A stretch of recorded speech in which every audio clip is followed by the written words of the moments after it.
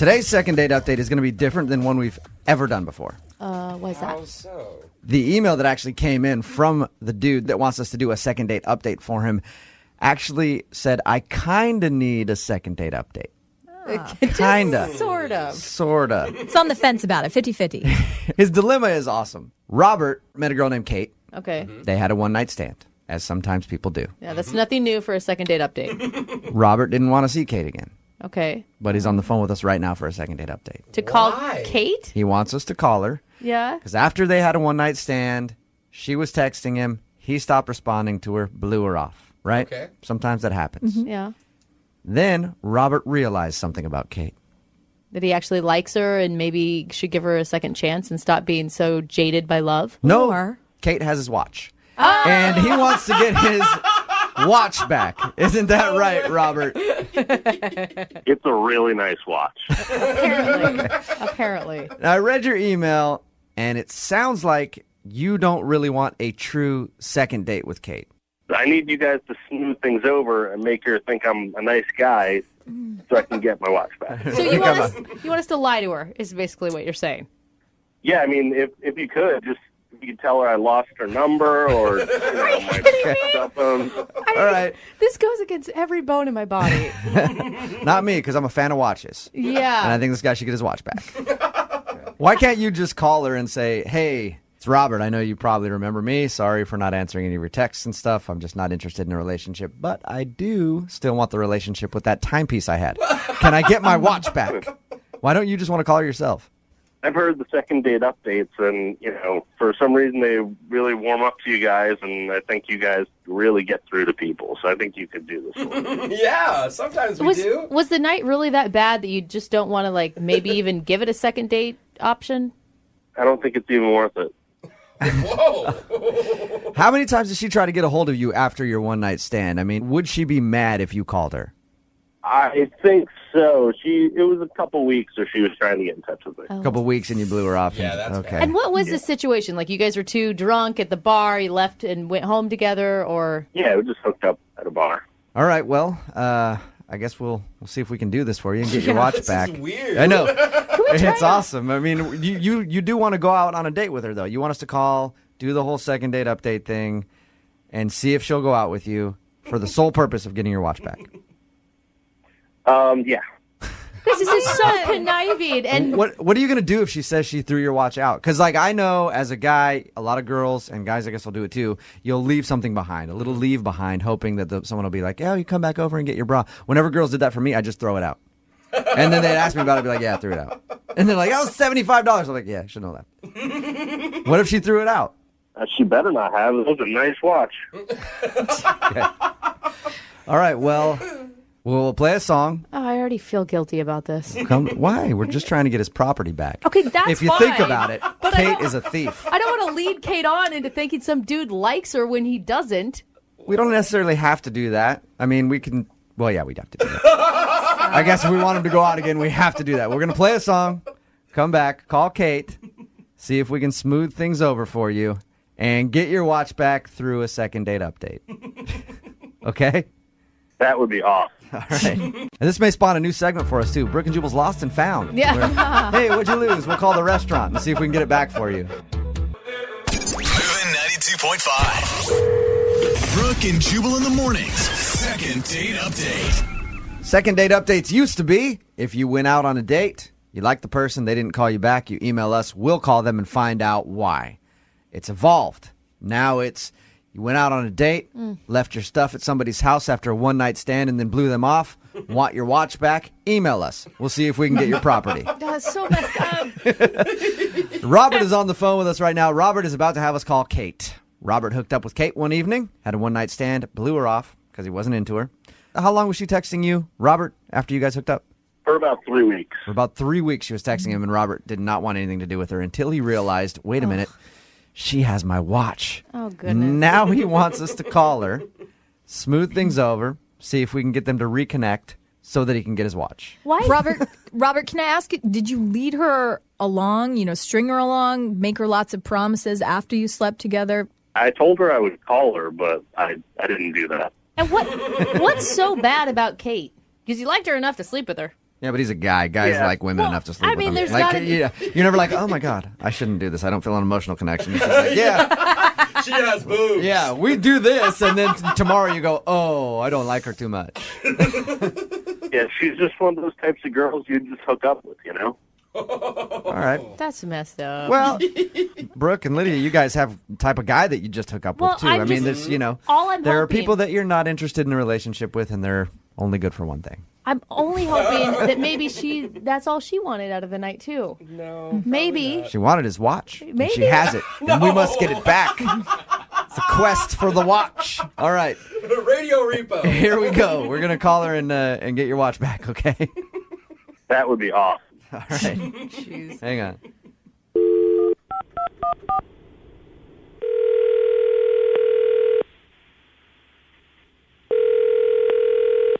Hello? Hi, is this Kate? Yes? Who's this? This is Jubal from Brooke and Jubal in the Morning. I'm moving 92.5. Okay. I'm calling you because somebody emailed us about you. Oh, yeah? Mm-hmm. One of our listeners went out with you recently. And the weird thing is, you didn't blow him off. He actually lost your number and hasn't been able to get a hold of you. So he asked us if we could track you down. He gave us like your information. We looked you up on Facebook and we asked around and got your phone number. And now I'm on the line with you. Huh. What's his name? His name is Robert. Do you remember Robert? Yeah. I sent him, like, a ton of texts with no response. I don't know. And he lost my number? Yep. Is that even a thing anymore? Yeah, exactly, Kate. Maybe you were dialing the wrong number.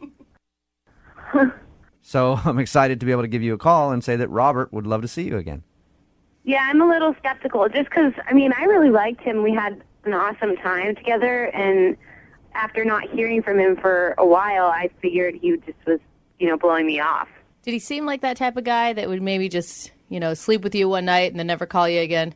I mean, I didn't think he was, but we met under that normal kind of circumstance where they might just never talk to you again, and so I just kind of, after a while, I just kind of accepted it. And Yeah, no, that's not it at all. No, Robert- that's, Robert told us all about you. He said that was a wonderful night. It was magical. You were a gentle lover. okay, he did not say that. He didn't say that. That is a little bit. I gotta put my foot down somewhere. I added that. I added that part myself. But he told us nice things about you and said he wants to see you again. Would you be down to go out with Robert again? I mean, I know you only had the one night that you hung out.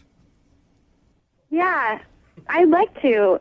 I feel so stupid now because I thought I told all my friends that he was like an ass, and that. Oh, you guys. Now I feel like such a jerk. Total miscommunication. Hey, we worked it out. But that's cool, though. At least, you know what? Why don't we then just connect you guys right now? No. Robert is on the other line. He's been listening to this whole conversation. Robert, say hi to Kate. Hey, Kate. Hi. So you lost my number? Yeah, I thought I had it in my phone, but it wasn't, something went wrong. I must have had the wrong number in my phone or something. You mentioned that you'd sent me some texts, but I didn't really get anything from you.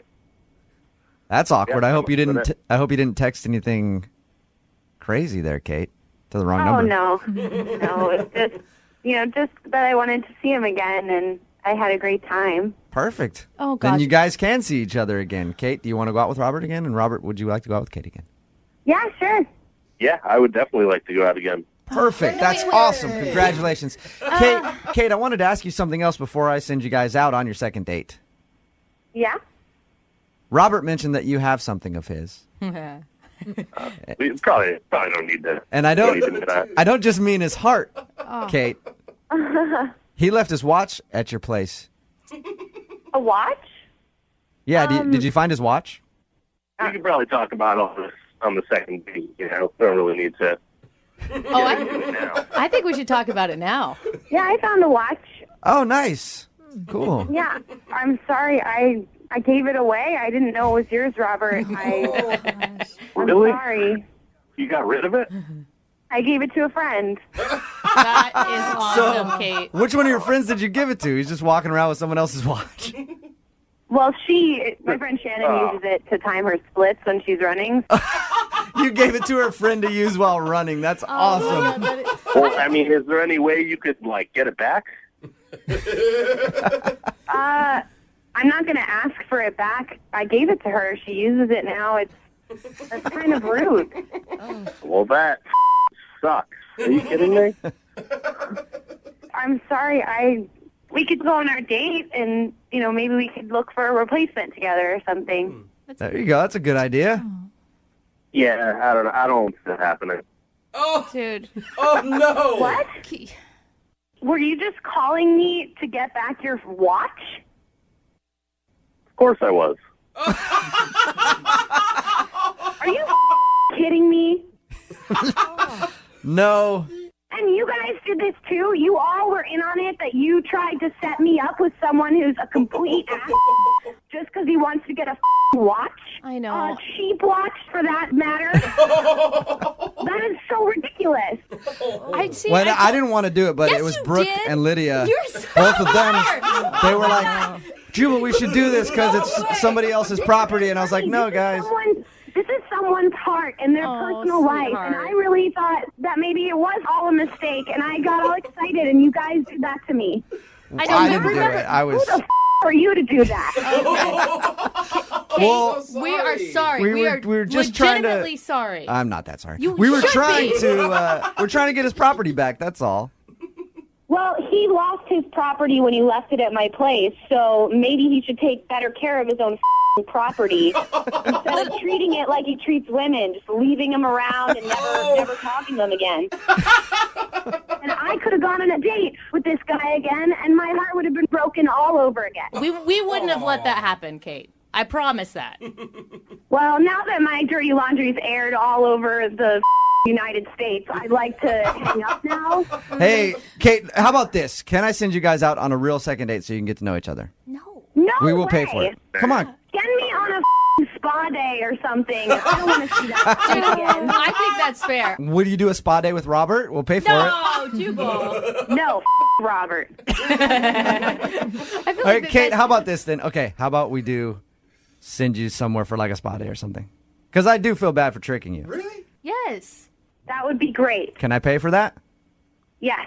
But Robert can't come. He might just show up and be there. He might be the guy doing your toes. Brooke and Jubal in the morning. First things first, I'm the realest. Drop this and let the whole world do that. Text in at 78592 about the second date update. It said, that was a new low for a second date update. Even for you, Jubal. It's Brooke and Jubal in the morning. I'm moving 92.5. Another text in at 78592 that says, I have to know, did you really send her out on a spa day? Yes. Of course. We will be sending Kate out on a spa day to make up for the fact that we tricked her. And if I'm you gonna- missed it, Robert wanted us to call this girl named Kate. They ended up having a one-night stand. He left his watch at her house. He didn't really want to see her again except to get his watch back. So we called, made up a story about how he lost her number because he wasn't calling her back and blah, blah, blah. That was the worst part. And just tried to get her on our side so that she would give the watch back. We found out she ended up giving the watch away and definitely did not want to give it back after finding out that that was the only reason for the phone call. Lots of texts in at 78592 ripping us for doing that. But hey, we love our listeners, okay? And he emailed us and he had a problem. No, come He had on. lost his watch and I felt it was our job to try to get it back. And also, as a girl, I've been on a date with, I've been on several dates with lots of jerks. If you told me there was a spa day at the end of it, Yeah. I would do it all over again. She got a spa day out of the come deal. on. We're You sending her guys. somewhere nice so she can have a day of pampering. I still feel icky about the whole thing. Do you need a spa day too? Maybe, yeah. I'm not paying for yours. Please. I'm just paying for hers. No. I'll only get a manicure, not a pedicure. Brooke, you can afford your own spa day. Only if I can go with you and get a pedicure. Because Your feet are gross. they right now. are. I and know. I love getting pedicures. And they it do is make you feel amazing. Summertime. I mean, you got to show those toes off. Another text in at 78592. And I think this is focusing on the most important thing about the second date update, all right? Enough of saying that we're jerks for doing it. We get that. We just felt it needed to be done, and we thought it would be funny. The funny it was part, kind of funny. that was the purpose of the whole thing. But I think the real point here is a text in at 78592 that says, who takes their watch off when they're getting some anyway? well, Right? Good indication that he also takes his socks off, so win for And her. we've had a second date update with a guy who would not take his Yes. socks off, his compression socks. I take my watch off, I think. Yeah, That's had because girls you're- leave watches. You're Even probably, when I'm by myself. You're probably concerned that something will happen to the watch. Yeah. When you're by yourself, you're worried you're still going to lose it somehow. Yeah. Just like, that jerk is not going to give it back. I know him. Remember, if you want a second date update or you just want some of your property back, all you have to do is email the show, Brooke and Jubal at moving925.com. We will call the person who didn't call you back or the person who stole your watch. Whatever the case may be. Favorite things in the second date update is hearing how people meet each other. Oh. Yeah. You know, that's it's always interesting. interesting to Yeah. find out where people meet and how they meet. And especially, like, for me as a guy, that's all I know is, like, the pressure of going up to talk to a girl when you're out in public and you don't know what's going to happen. It's always that nerve-wracking experience. I know for me, every time I've met a girl out, it's always like, you see her and she's beautiful and you want to talk to her and you're like, oh, man, okay, I'm going to go up to her and I'm going to offer her the $80 that I have in my pocket. And if that's not good, I guess I'll go up to 90, whatever she wants. She looks expensive, so. You know, it's always been really difficult for me to meet women in public, but it is Oh, man. interesting to see where people meet each other. And Paul, who's on the phone to do a second date update today, met the girl that he wants to call at a farmer's market. That's where he says he met her. That's sweet. Paul, how does somebody meet a girl at a farmer's market? What, are you just walking around and you throw some fresh wheat behind you? And just hopefully she follows you home? I mean, Have you ever been to a farmer's market? Yeah, they don't have like bales of Yeah, you hay, can't just like- buy exactly. that's what I guess I've never really been. That's what it seems like it would be to me. How's it going, Paul? Hey guys, how's it going? Big Good. fan of yours, guys. So how did you meet this girl at a farmer's market? So basically, it was over the weekend, and I was hungover. All right, it was like 3 in the afternoon. I woke up. You said Who gets up? What dude gets up hungover and is like, you know what I'm going to do? Head down to the farmer's market. Hey man, I got to cleanse. You know, Okay. I mean that's the first thing you got to do when you're hungover. You know, All Get right. some fresh fruit. that works. That totally works. Okay. So you wandered into the farmer's market still drunk from the night before. Yeah, I was more groggy. I was just like, you know, I just needed to sober up. I needed any healthy antioxidant type of stuff to All right. flush my system out. Okay, so what's the girl's name, by the way, that you met at the farmer's market? Lisa. Her name's Lisa. Lisa. All right, tell us about when you met Lisa. So there was like some cheese samplings going on, and I still had the munchies, you know, because I hadn't eaten yet. Dude, that And, sounds good, actually, on a hangover. Like, if I were they do that? They do cheese sampling? Yes, like they do Bavaria lots of Munster, sampling, it's yeah. really cool. Brie. Paul, I think you and I need to start hanging out at farmer's markets. You sound exactly like my type of And guy. you're always hungover, Jubal, so. That's the play, man. All right, so you're there drunk, eating the cheese, and that's when she walked up? Yeah, like, you know, I was there. It was a weird thing. It was almost like Ladies and the Tramp, where, you know, like the spaghetti scene, but it Yeah. was like with a piece of cheese. No. And we both like reached up and we were like, oh, hello. Oh, you like know? went to grab the same piece of cheese?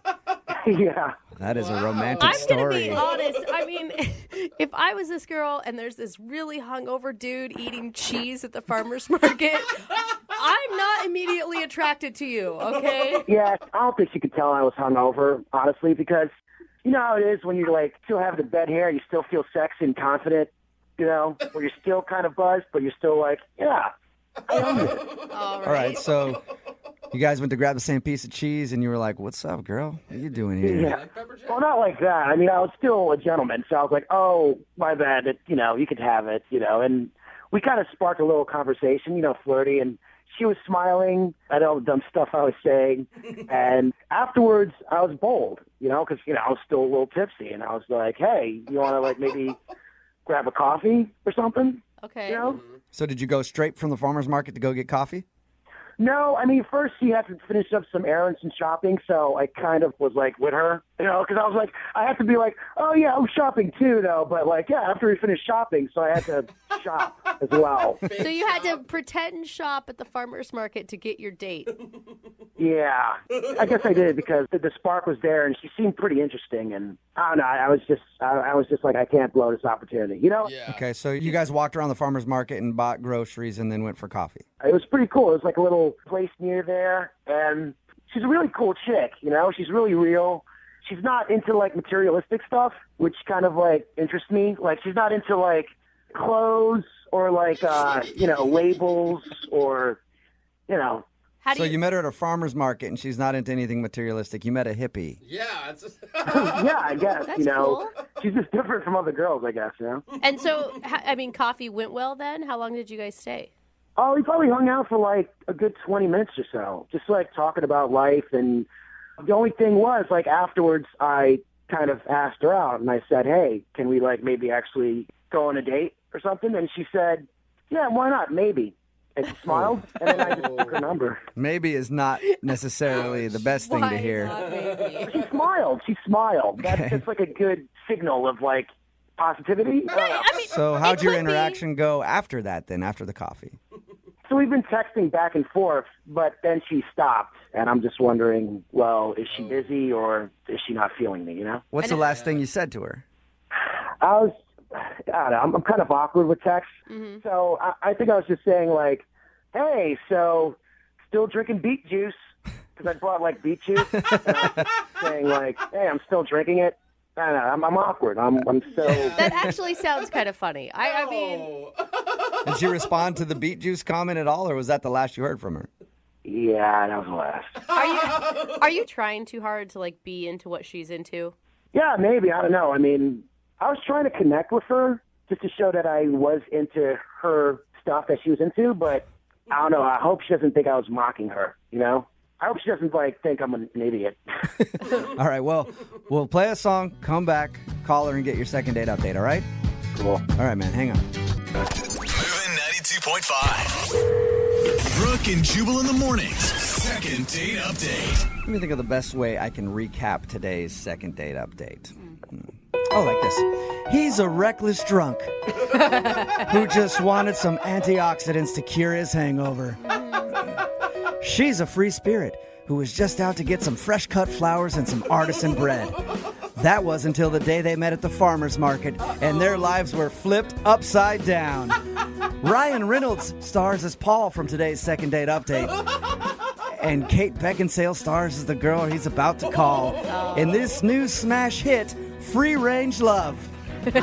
Coming to theaters this summer, Love comes GMO free. Oh, man. Hey, Paul, does that pretty much recap your date there? Nailed it right in the head. Yeah. Oh, my God. That is a healthy dose of love. Yes, it is. If you're just tuning in for the second date update, Paul is on the phone. We're about to call a girl named Lisa on his behalf. They met at a farmer's market, ended up going from the farmer's market to get some coffee, had a really good time, but she hasn't really agreed to go out with him on a second date. Mm-hmm. She did say she would think about going out with him, so there was never like a solid, yes, we're going out. So we're about to get her on the phone and find out why she doesn't want to go out with him. Anything else you want to add before we call her, Paul? She's just a different type of woman that I've dealt with before, so I just want to see how it goes. All right, cool. Well, dial the phone number right now, get her on the phone, and get your second date update. Here we go.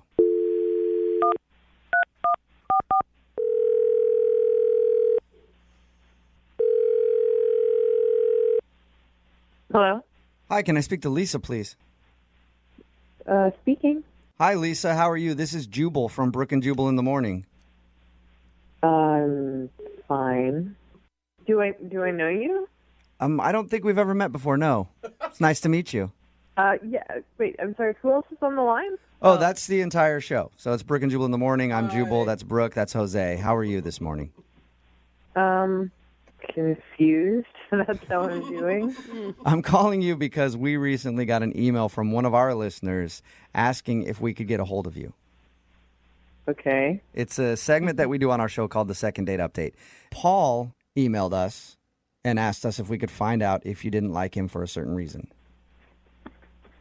Okay. So, can we steal a few minutes of your time to talk about your date with Paul?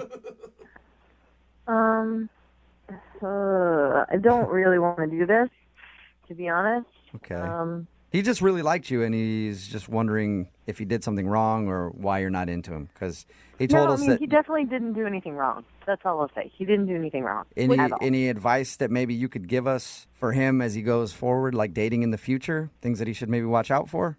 No, I mean, it's not. It's not like that. Was he trying too hard? I thought maybe he was like trying to be interested in what you're interested in, and it came off as fake. No, I mean, I didn't feel like that. It's just like I know that if I say what kind of went on with me, it's just going to be judged, and I don't really want to be judged. So I promise you we will not judge you. We do these things all the time. I promise you, nobody will judge you. Unless it's something really, really, really, really, really weird. Like if you killed a person? Because Yeah, I might judge you if you murder. If you were a murderer, I might judge you. So did you like him at all, at least? I really did. There was definitely a really immediate attraction, and I felt a really strong connection. Okay, so why are you giving him the cold shoulder? Well, when we were at coffee, I got a premonition. Whoa. Premonition, like a vision of something? Yeah, premonition's the best word I can think of to describe it. A really strong feeling. Okay. Was it brought on by something he said or something that he did?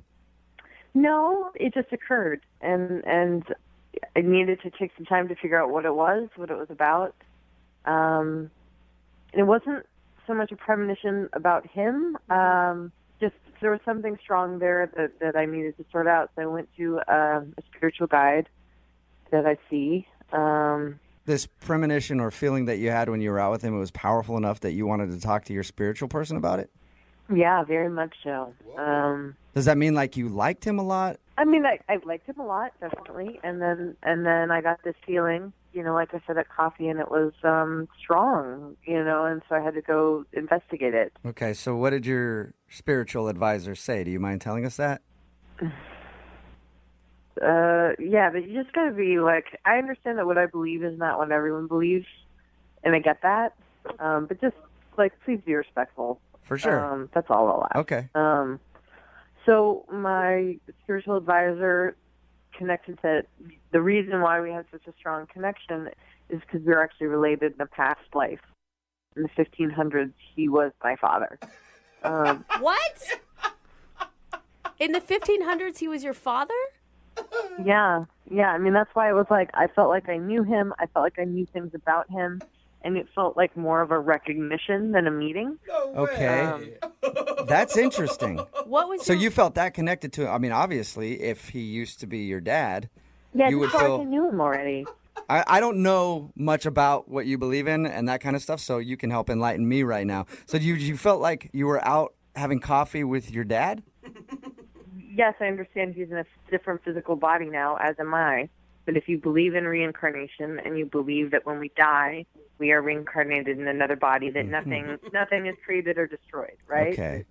Things come back in different forms. So you're that. So it was not like that's literally my dad, but that was my dad's spirit. Okay, and you don't want to date your dad, I'm No. assuming. But it's your dad from the 1500s. I mean, that's pretty far removed. I don't know. Once your dad, always your dad. But your dad. What I believe is what I believe, and I understand that that's not what everyone shares. So I how did you feel when you found out he was your dad from the 1500s? I mean, I felt like it made sense why I felt like I knew him so well already. I mean, obviously it was kind of a bummer because I did like him. Yeah, I mean, for me, it would add something to it. I'd be like, sweet, I get to kind of sleep with my parents, sort of. But I'm a little different too, Lisa. God. I won't judge you either. I'm getting a premonition right now, actually. Are you? Yeah. The premonition is that he's on the other line listening to this conversation. Are you serious? Yes, I am. Paul, are you there? Yeah. Say hi to your daughter. I don't know. I'm kind of like, huh? What just happened? Hi. I mean, I don't really know what to say. I think that's, you understand why I didn't call you back. I mean, are you serious? Yeah. I mean, I'm just wondering, is this just you don't want to talk to me anymore? Or you want to I feel like this might be like you saying friend zone, but in an overcomplicated way. Is that it? Or, you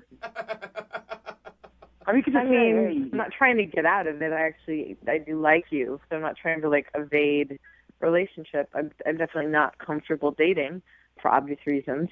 Someone who used to be my dad. What? I mean, this is a joke, right? Why else do you think we felt such a strong connection at first? I don't know, because you're pretty and I'm cute. Lisa, is there any chance that your spiritual guide could be wrong and that maybe you had a connection because he's actually your past husband from the 1500s? No, I mean, she's never steered me wrong in the past. I trust her completely. So, no. But I'm not your dad. I mean, even if you believe You're not that, my dad now. Yeah. But I'm not your dad. Well, I mean, all right, so this is hard. This is like a hard math problem that I have to wrap my head around. All right, so I'm not your dad now, so what's the problem? I think what he's saying, Lisa, is would you like to go out on a second date with Paul? We will pay for a second date. He was your dad a long time ago. I don't think it should really matter now. Hundreds of years. Unfortunately, it matters to me a lot. So, wow. If you would like to have a relationship, and a friendship where we can connect up our past, that would be awesome. But no, for dating. Wow. I still don't understand. Like, why we had a connection. I mean, we did. But it was because you were my dad. I don't understand how that could stop this from what we had. Like, I mean, is there any loophole?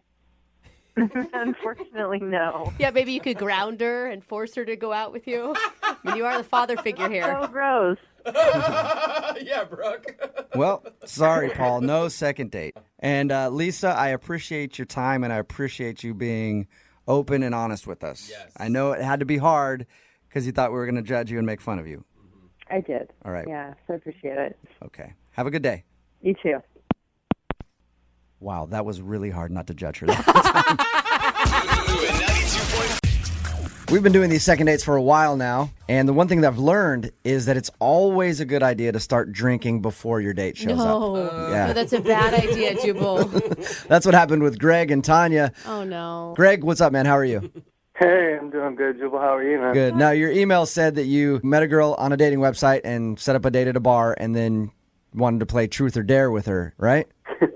Yeah. I thought it'd be a good way to get to know each other. Okay, explain your date. So I'm probably 10 or 15 minutes early, trying to, just show up on time, be courteous. So you got 10 to 15 minutes of drinking time in before she was there. I got nervous a little bit. I mean, you get nervous before a date. It felt kind of job interview-esque. So Right. I wanted to calm myself down. So yeah, I had a drink or two.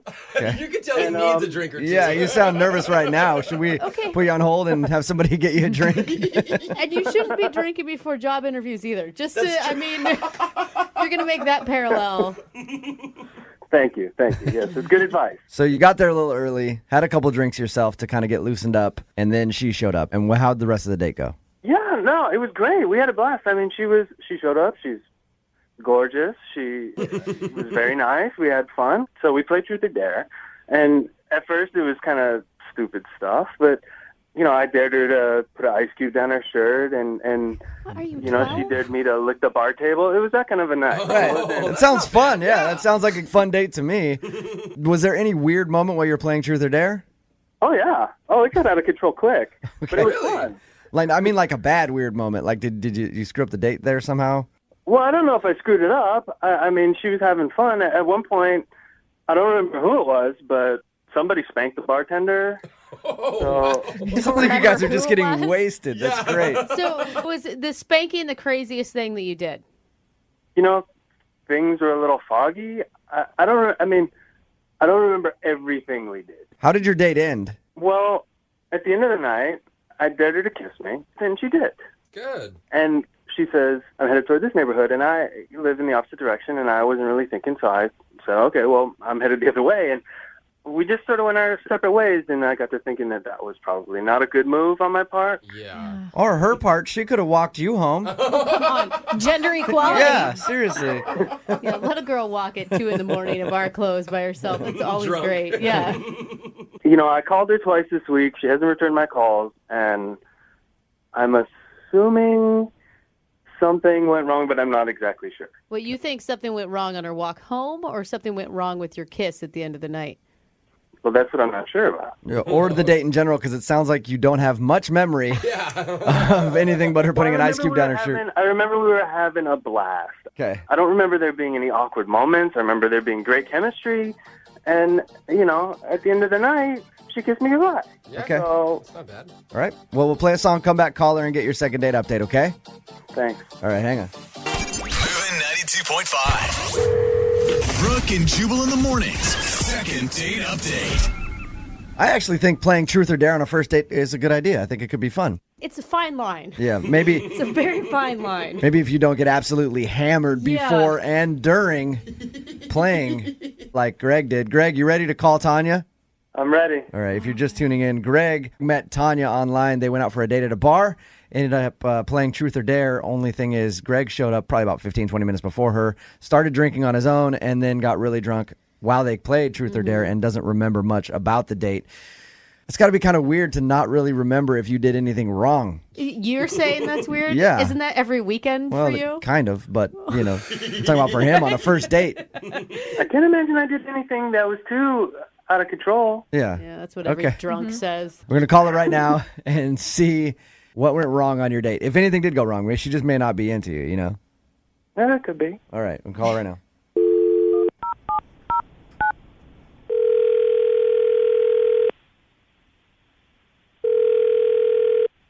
Hello, Hi, can I speak to Tanya, please? this is Tanya. Hey, Tanya, how are you? This is Jubal from Brooke and Jubal in the morning. I'm moving 92.5. What? What's up? I'm on the radio. You are. Listen, I wanted to talk to you about a mutual friend we have. Okay. Do you remember going on a date with a guy named Greg? Yeah, I remember that guy. All right. Greg sent us an email because he really enjoyed your date and wanted to see you again, but you haven't responded to his texts or phone calls or anything. Is there a certain reason that you're not calling Greg back? I mean, we had an interesting date. I don't really think I want to see him again. No. This all sounds very funny. I will tell you this. He told us you played Truth or Dare. Yeah, and he says he got kind of drunk. The game of Truth or Dare was interesting. By interesting, did you like it or did you not have fun playing Truth or Dare with him? You know, at first I was kind of like, it's kind of weird. Like, you know, I started drinking a little bit and I was like, this could be fun. Like, whatever. But he ended up, like, spanking the bartender at one point. So I thought that was kind of weird. Did you dare him to do that or did you just get up on his own accord and be like, hey, get over here, sweetie, and then he spanked the bartender? Yeah, he just kind of, like, did it. I think he maybe, in his weird drunken state, maybe thought I dared him to do it. Did the Okay, so he bartender just want to did it. beat him up? No, the bartender, I think, might have been gay and kind of, like, liked it. You're silly. Yeah, that's You're funny. crazy. All right. So Greg's cuter than we thought. So it's kind of a turn off to go on a date and then have the guy that you're out with start hitting on the other bartender. Yeah, I mean, given, I think Greg was pretty drunk, but it was, yeah, that was kind of odd. Then we, like, started doing some more, like, truth, which was interesting. Ooh. Just some of the things that he said in response to my questions were a little bit concerning and not attractive. Like what? He said that sometimes he still wets the bed. Oh, no way. From being drunk or just like he has a bladder problem? Yeah, he said it just happens sometimes, like maybe once a week. Oh, no. Hey, that's nice to know on a first date. No wonder she didn't get in bed with him. Well, I mean, like I said, he was pretty drunk, but I thought that was still kind of disgusting that he told me that. Yeah. I can't believe you continued to talk to. I mean, like, I would just write it off after the bedwetting. You just pay the tab and leave. I mean, I probably should have just like left at that point, but you know, I was also like kind of having an entertaining time watching him and listening to him. Yeah. So, yeah. Was the bedwetting the worst thing that came out of his mouth? It got worse. He said that he sometimes likes to manscape his roommate. Well, okay. What? When you first said manscape, I was like, that's all right. And then his roommate, though? Not normal. Yeah. What is that? I don't. Yeah. He said that sometimes his roommate needs help reaching certain areas and that he's really good at it. What? What? Did you just say what I think you Oh, said? come on. Look, I was just telling the truth. We were playing Truth or Dare. No! Tanya, Oh, God, no! Tanya, Greg is actually on the phone. And... Look, we were just playing Truth or Dare. I mean, whatever happened to, like, keeping it sacred? I mean, when you play Truth or Dare, you're not supposed to go and tell everybody. You're not supposed to admit to things like that. I can't believe you told me that. This is crazy. On a first date? I can't believe that you're going to not go out on a second date just because I told the truth. During Truth or Dare. It's not, That's just, like, weird. It's not just because you told the truth. Yeah. It's because of the truth you told her. Yeah. That you shave your roommate. Good. I only did it like a handful of times, like a couple, maybe a couple times. And it's not like, I mean, he asked me to do it. Oh, no. It wasn't like there's something I so forced wrong with myself. that. I said, hey, bro. No, I wasn't. Hey, man. Bro, let me cut a triangle into that. How does that? Long day for you, huh? Well, what if we go in the bathroom and I just kind of shave your back a little bit? Would that make you feel better? Can't believe you guys are clowning me about it. Look, okay, so my roommate. Let me just get that. So we're like brothers. We're tight. No. Yeah, but still. No, brothers don't do that. There's nothing weird going on.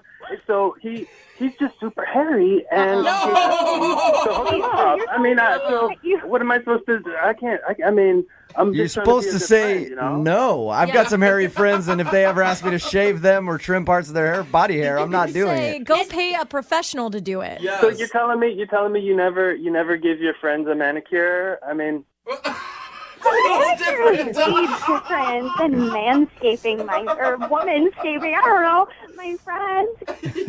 Yeah, Greg, I think you're just making it worse by Yeah. trying to defend Yeah, it. I'm sorry, Well, dude. I'm just all right. I'm just trying to be honest. I always thought that honest. Like, I mean, just know that I would do more. I would do that and so much more for someone I cared about. That's what I would do just for my. Yeah. And so much more. I will manscape you, Tanya. What's the more? Greg, are you a straight razor type of guy or an electric razor type of guy? No, I use the clippers. It's nothing. There's nothing involving shaving cream. Okay. Literally, I'm like about to throw up. That's disgusting. All right, at this point, Tanya, It was I would. Truth or Dare. It was Truth or Dare. I mean. Oh, God. Hey, Greg and Tanya, at this point, I would like to offer you guys a second date. We will pay for it. Tanya, would you like to go out with Greg again? I'm sure he'd still love to go out with you. I don't think I can handle going out with you again. I'm sorry, dude. His roommate might get him all nice and trimmed up. Oh, I mean, Jubal, come on, man. So wrong. Dude, Greg, if you're going to play Truth or Dare, don't play it if you have those kind of truths, okay? Don't say them. Yeah. Greg, do you have anything to say before we let you guys go? Is it really that big of a deal? Yes, it is. Yes. I can't believe I'm not getting a second date just because I told the truth about manscaping my roommate. Oh, my God. You should never get believe that. I can't believe you ever get a first date after I can't this, believe dude. anybody. I can't believe you get a handshake ever. Brooke and Jubal in the morning. Brooke and Jubal's second date update. We've been doing second date updates for a while now, and we've heard a lot of stories about people getting ditched on a first date. Some people deserve it, some people don't deserve it. Carter, who is on the phone today, got ditched on his first date, but it's a little different than most because she actually told him that she was leaving. Really? That's Yeah. polite. That's kind of. It's sort of nice. I can't tell. We'll talk to Carter about it. Carter, we'll find out more about that situation in just a second. But first, what's her name? Chloe. Chloe, all right. And how did you meet Chloe? I met Chloe in the comment section on Facebook. What? Wait, Nice. what do you mean the comment section on Facebook? We both commented on a mutual friend's picture. Oh. It led to some playful banter, and Playful banter. So she commented on a friend of yours picture, and then you commented like, "Hey, Jill, who's this chick commenting above me? She's hot." Chloe. Right? No, I did not do that, and I would not recommend that to the general population. All right. So it was a little smoother than that, huh? A lot smoother. Good. Okay. How long did you guys talk on Facebook before you actually asked her out? Probably about a week, on and off. When we finally started talking, there was just one night. We just messaged all night, and I said, "Hey, do you want to meet and get dinner?" And she said, "Yeah." So. Cool. And how was dinner when you guys went out? Was it the same as Facebook, the same chemistry as you had in the Facebook comments section? Yeah, well, initially we decided to meet at the restaurant, which I think is just good. It's better that you don't have that awkward drive there. And I was so relieved when I saw her. Not that I knew what she looked like, but to actually see her in person and beautiful eyes, this really sweet demeanor, and she had my nose. What do you mean she had your notes? That's weird. Well, I know it's straight. She has my nose. She has your your nose. nose. I didn't hear that right. I think it's a good nose. I like my nose, and so I liked it on her. So you're Wait. attracted to women that have the same features as you? Well, not all of the same features, but one out of many. So wait, does that mean you have a feminine nose, or she has a really masculine nose? I think it's somewhere in between. I think I have a masculinely feminine nose. Ooh, she has a femininely masculine nose. Nice. All Okay. right, so you thought she was cute because of her smile, and you both share a nose. We share a nose. Okay. And was she flattered by that or not? I think she was a little confused. I think kind of like you guys were, but Because I'm going to say, as a woman, that could be a real insult. Mm-hmm. I mean, it's like also saying, hey, we also have the same pants size. It's not always... look, I think you guys weren't there. I have a good-looking nose. It looked good on her. I assume it looks good on me. So I made the comment, sure, but we didn't stay on that topic. Okay. So you moved on quickly from the nose thing. How was the rest of the date? Well, the first 30 minutes was really great. It was just like talking online. And then she started looking at her phone a lot. And I don't know if she was texting somebody or somebody was texting her. I couldn't tell. I try to not pay attention to somebody when they're on the phone, like when you're in a social situation with them, to not make them feel uncomfortable or anything. Yeah. And she looks at her phone for about 5 minutes, and she stands up and says, Carter, it was really nice to meet you, but I'm sorry I have to end the date. Whoa, Oh, that's wow. abrupt. Like in the middle of dinner? Totally abrupt. Whoa. And she was polite about it and everything, just said, sorry, the date is over? Yes, that's exactly what she did. And then so I asked her, I said, is there something I said? Is something wrong? And she said, look, I'm really sorry, but I have to go. Weird. Wow. Maybe. I mean, did she seem distraught, or did her mood change when she was looking at her phone? I mean, her mood did change, but I couldn't tell to what. I mean, I just met her. Oh, my God. How baffling. Like, I wouldn't know if you are embarrassed or if she's so kind about it that you're like, okay, well, I understand. Well, I'm really confused more than anything. And so, I texted her the day after, and she did not respond. So I called you guys because I thought you guys could help me. Have you heard anything from her at all? You said she didn't respond to that, but anything?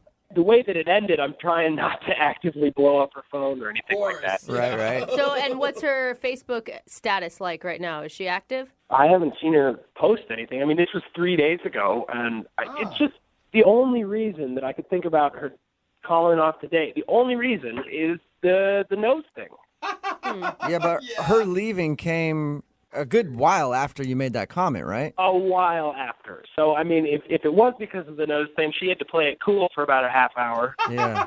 And you swear you didn't compare any other body parts with her? No, that's for the end of the date.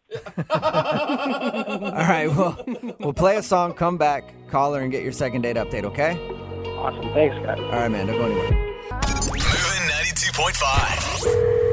Brooke and Jubal in the mornings. Second date update. Right in the middle of a second date update, and Carter is on the phone. And today we're hoping we can help Carter find his nose.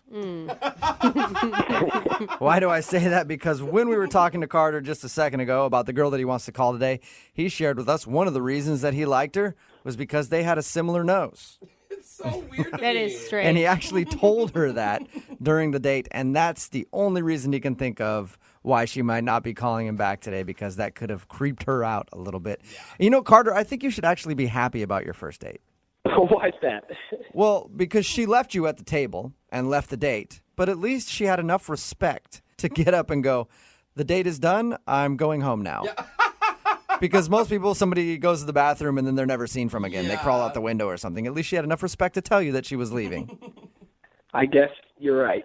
That's better. Are you sure you still want to do the second date update, or just chalk it up and call that date a success? Well, you're making me start to think I want to do that. But no. It is kind of strange to me that you want to call her again and that you just won't let it go. I have to know. Yeah. But it's one of those like curiosity kills the cat type of situations where I just don't think this is going to end well for you. Maybe, but I don't really care what I hear. I want an explanation why she would just get up and leave in the middle of the date. I just need closure. Can you guys please help me? Yes. Closure from your one date. I'll dial her phone number right now and see if we can find out why she ditched you, okay? Thank you. You're welcome.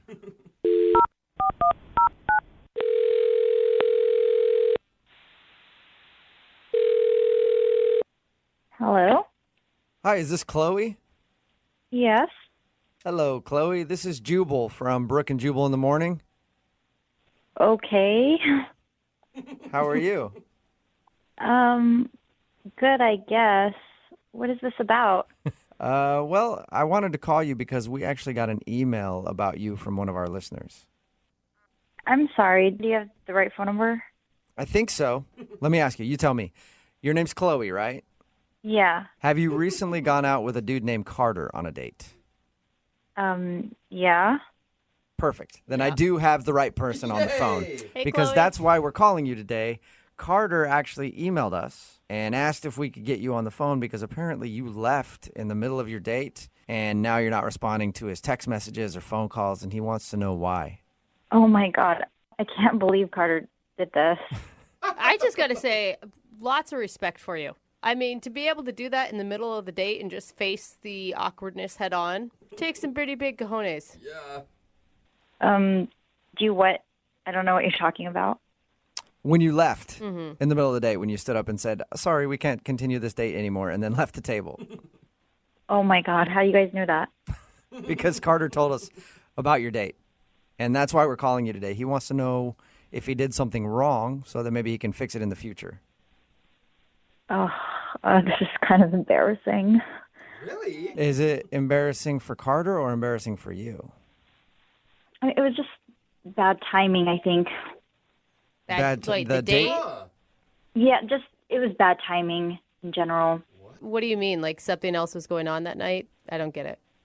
Well, I got a text from an ex of mine, Okay. and I thought I should just give him another chance. So What? Wait a So, minute. okay, You gave your ex so you another- left the date so you could get back with your ex-boyfriend? well, my ex was just saying some really nice things about how he missed me and that he was thinking about me. Don't they So all? I just texted him back and said, let's get back together. And I felt bad for being on another date. So I just thought I'd end it. And What? So I'm sorry to keep asking for clarification, Oh my but it's just gosh. confusing me. You actually got back together with your ex-boyfriend while you were eating dinner with Carter. yeah. That is So- bad timing. so- Yeah, that is Oh my horrible timing. You're right, Jose. The first half of the date you were single, and then after that, then you weren't single. Right. Oh my God, I've never Good heard for that. you for getting up and leaving, I guess. Wow. I don't think it's anything great, but I didn't want to hurt Carter's feelings, so I just left. Yeah. And Well, and you're taken. You shouldn't be out on a date. It wasn't. It's not that bad, I think. You shouldn't feel bad. I mean, we've all gotten back together with exes before. Not in the middle of a date. Yeah. She was respectful. True. You know, what was she going to say? Excuse me, I just got back together with my ex-boyfriend. I need to leave now. Yeah, there's not much more you could say to that. Yeah, exactly. That's why I felt like cutting the date short would be the best option. Yeah. Well, okay, cool. Makes And thank you for being honest with us and telling us your answer. I'm sure Carter will be happy to know that he wasn't like a weirdo and did anything wrong. No, Carter's a really great guy. Under different circumstances, I mean, I think it would have worked out.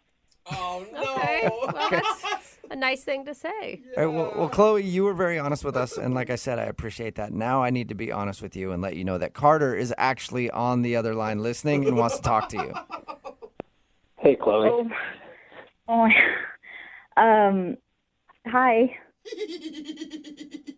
Well, That would explain why you were on your phone during the day. Yeah, he just started texting me, and so I just had to respond.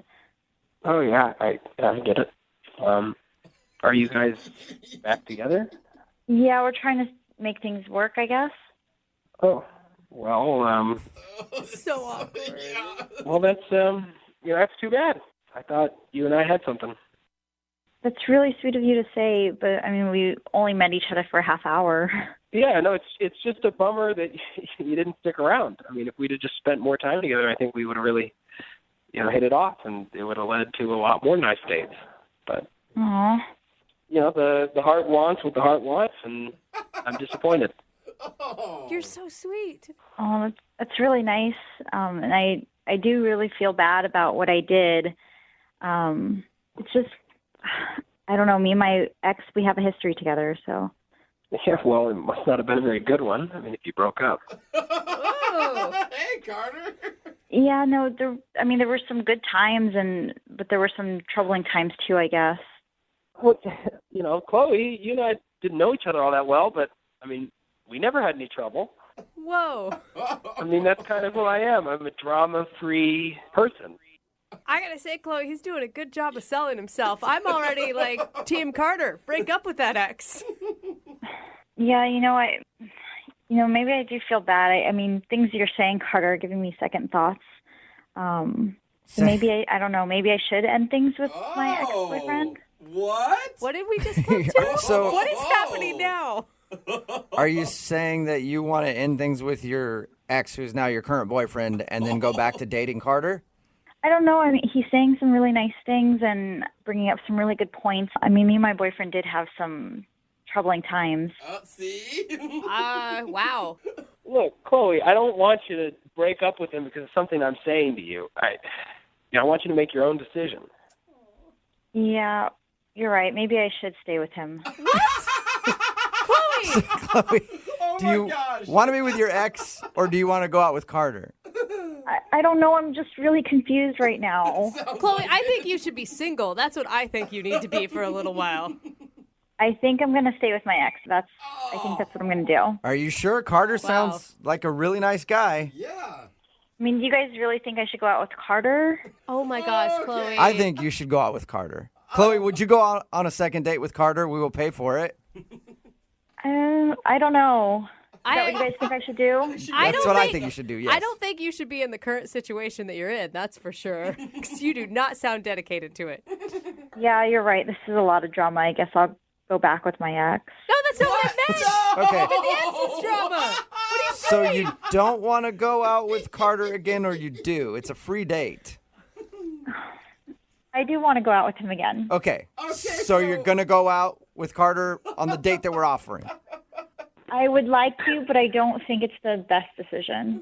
So are you going or aren't you? This is so confusing. Oh my God. Yeah, I am totally lost here, Chloe. I don't know.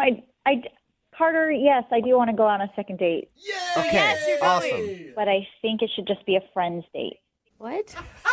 A friend date? I mean, you just said you want to go out with me. Well, I am seeing someone, so. For at least another couple days. Oh my Stick with it, Carter, and I'm sure you'll get the second romantic date that you want eventually, all right? I do not get what just happened there. I think that makes everybody. Brooke and Jubal in the morning. Text in at 78592. This is, I would never let that girl pick where to eat if I were dating her. And I can understand why. If you don't know what I'm talking about today's second date update. A student named Carter wanted to call a girl named Chloe. They went out on a date, and then she stopped calling him. And we got her on the phone and found out the reason why.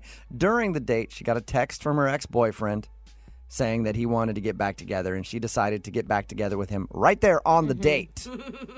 And then through the conversation, she went back and forth on, well, you know what, maybe I should break up with my boyfriend and go out with you, Carter. And then, you know what, I need to stay with my boyfriend. I shouldn't do that. I should stay with my boyfriend. On second thought, no, I'm going to break up with my boyfriend and get with you, Carter. No, I can't do that. And then we ask, as we always do you want to go out on a second date? She said yes, she would go out with Carter, but not break up with her boyfriend, go out with him as a friend. but maybe break up with her boyfriend. It was Oh my confusing. gosh. Oh, no, still. Okay, I will give her props for leaving immediately as she decided to get back together with her boyfriend on the date. But that girl needs to be single. Yeah. I think She does. Oh, man. She definitely needs to be single. Yeah. You don't need to date anybody. Just have options. No, I don't think... Regular options. Yeah. Like not a boyfriend, so that one day you can be like, I'm going to go out with Carter.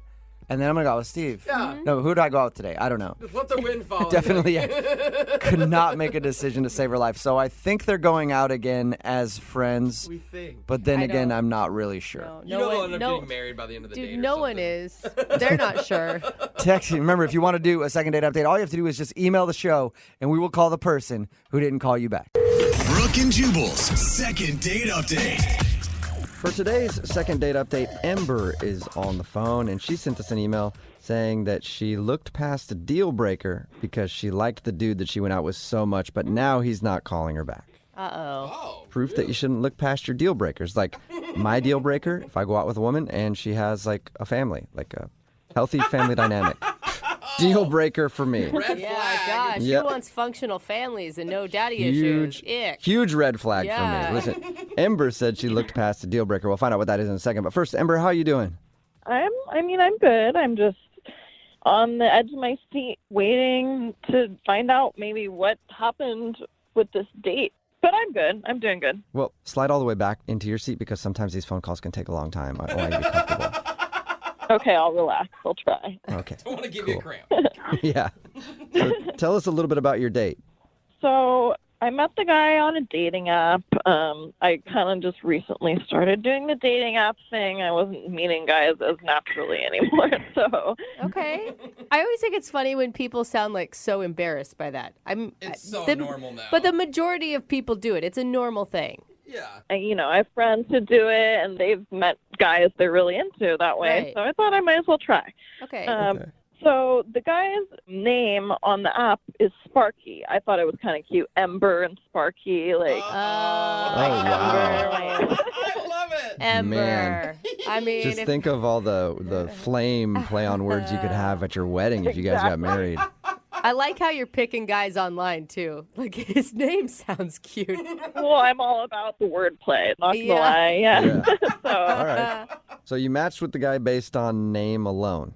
Well, not completely, but it was kind of what caught my attention initially. All right. And your email said that you looked past the deal breaker. Why was the date so good that you were able to look past whatever your deal breaker is? Well, let me tell you, the rundown of the date first. So we went for swing dance lessons. Oh, fun! Oh, wow. Yeah, he decided on that, and I thought that was kind of cool. And Dude, that's already a great idea. I already like Sparky. Way to go, Sparky. And that could go really poorly if you meet some dude online. He's like, hey, I want to go swinging with you. It's, there's two things Think of that. that could happen No. from that, and it seems like you got the best result. Or not. Yeah, or not, depending on your preference. I don't know. no, I definitely got the result I wanted with the swing dancing. Okay, good. So, how were the classes?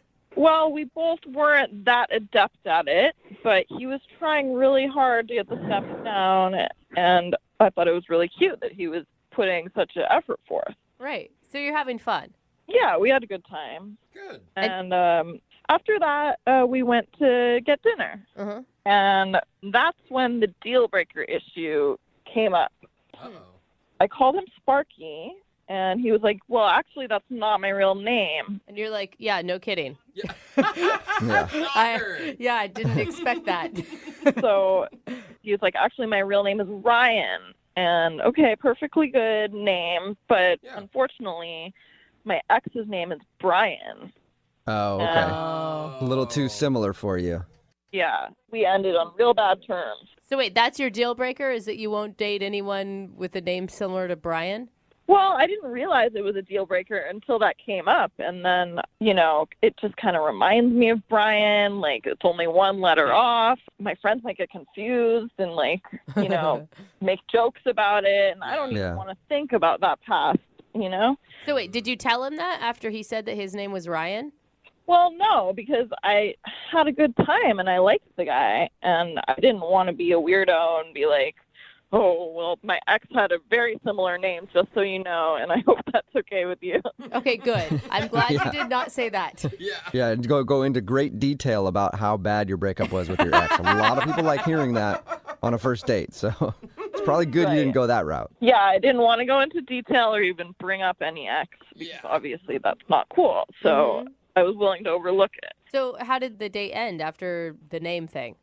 He gave me a hug. Like, I totally forgot about the Ryan Bryan thing for the rest of the time we were together. Good. I have real issues when it comes to that. Yeah. When he said his name, you had like a look of disgust, and he actually went, blech. I hate you.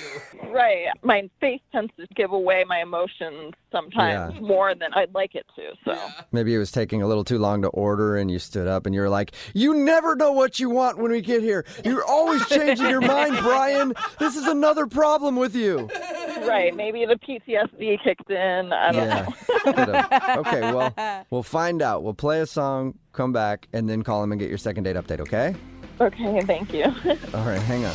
Moving 92.5. Brooke and Jubal in the mornings. Second date update. You know, deal breakers are kind of a funny subject when you talk about dating. Like, Brooke, do you have any deal breakers? No, I was always pretty open. So basically, if that guy wouldn't sleep with you, the guy wouldn't sleep with you, that's a deal breaker? Yeah, I dated guys with missing front teeth, ones that lived in their car. I mean, hey, I was willing to look past really anything. Literally. Yeah. Very accepting. I would not say it's a good thing, but it was my thing. People tend to be a little bit more particular, like Ember, who's on the phone for a second date update right now, and she was willing to look past a deal breaker to try to get another date with the dude we're about to call. Just to remind everybody, Ember went out with a guy named Sparky. That's his nickname.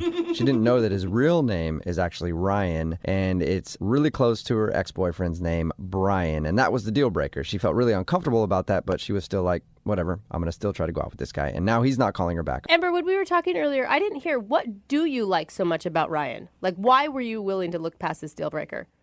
We just got along. He seemed smart. We had great conversation, and I just thought there was a spark. Like, I don't know what else to say. Yeah, you were giddy, is what you were saying. I liked him. Like, I was into it. Nice. Until he reminded you of your ex. And then... But it was just a name, nothing beyond that. Yeah. So. Well, we'll give him a call right now and see if we can figure out why he's not calling you back. Here we go.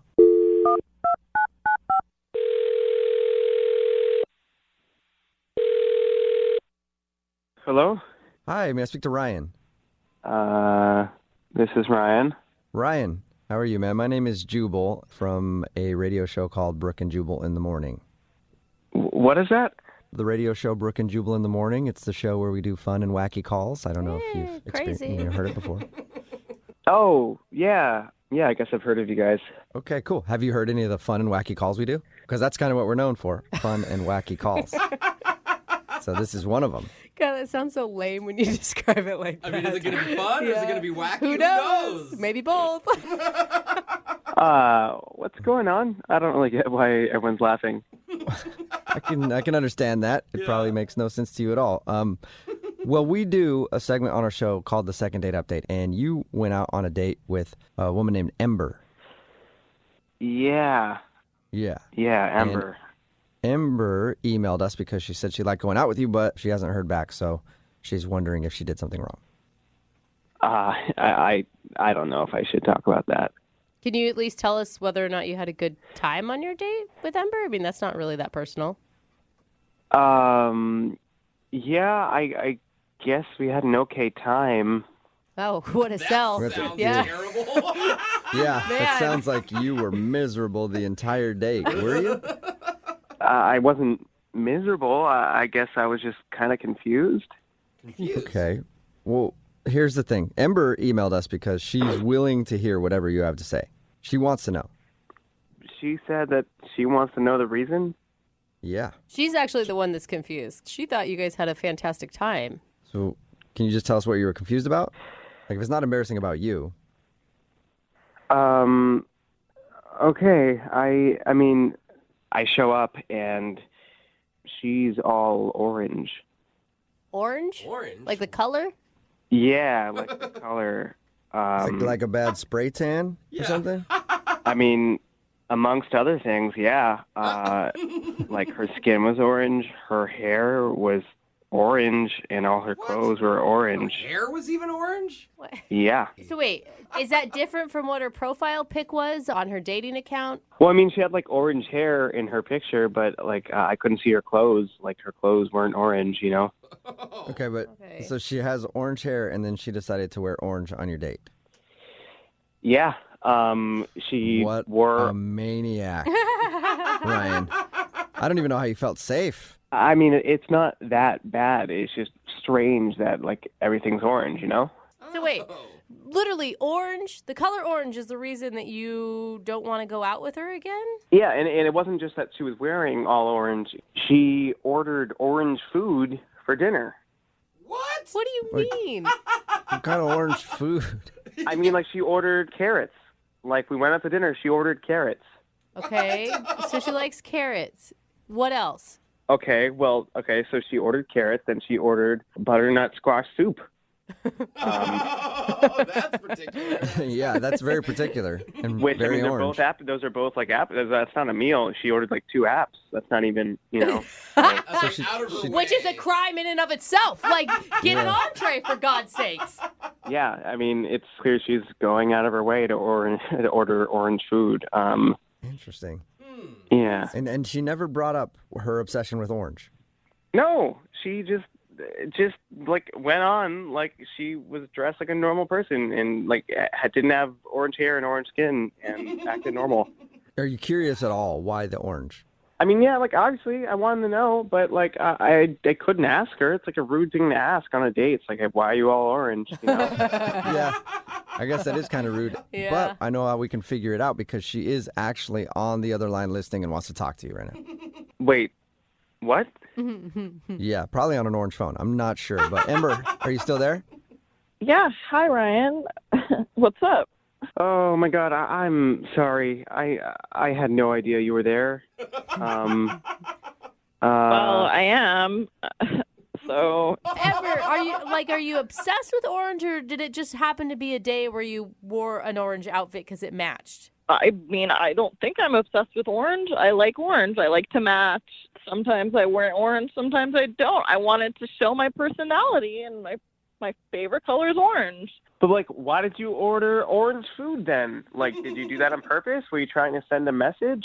No, a message to who? The other orange people? Like, I'm letting everybody in this restaurant know that I'm down for the orange. I mean, you just kind of went on like you're dressed like a normal person, but you're not. You're an orange person. I'm not an orange person. I like the color orange. I thought it looked good on me. And yeah, orange is one of my favorite colors. Why is that a problem? Sorry, it's just like overwhelming. I showed up and like you're all orange, and it just took me by surprise. Seriously, your deal breaker that I wore orange?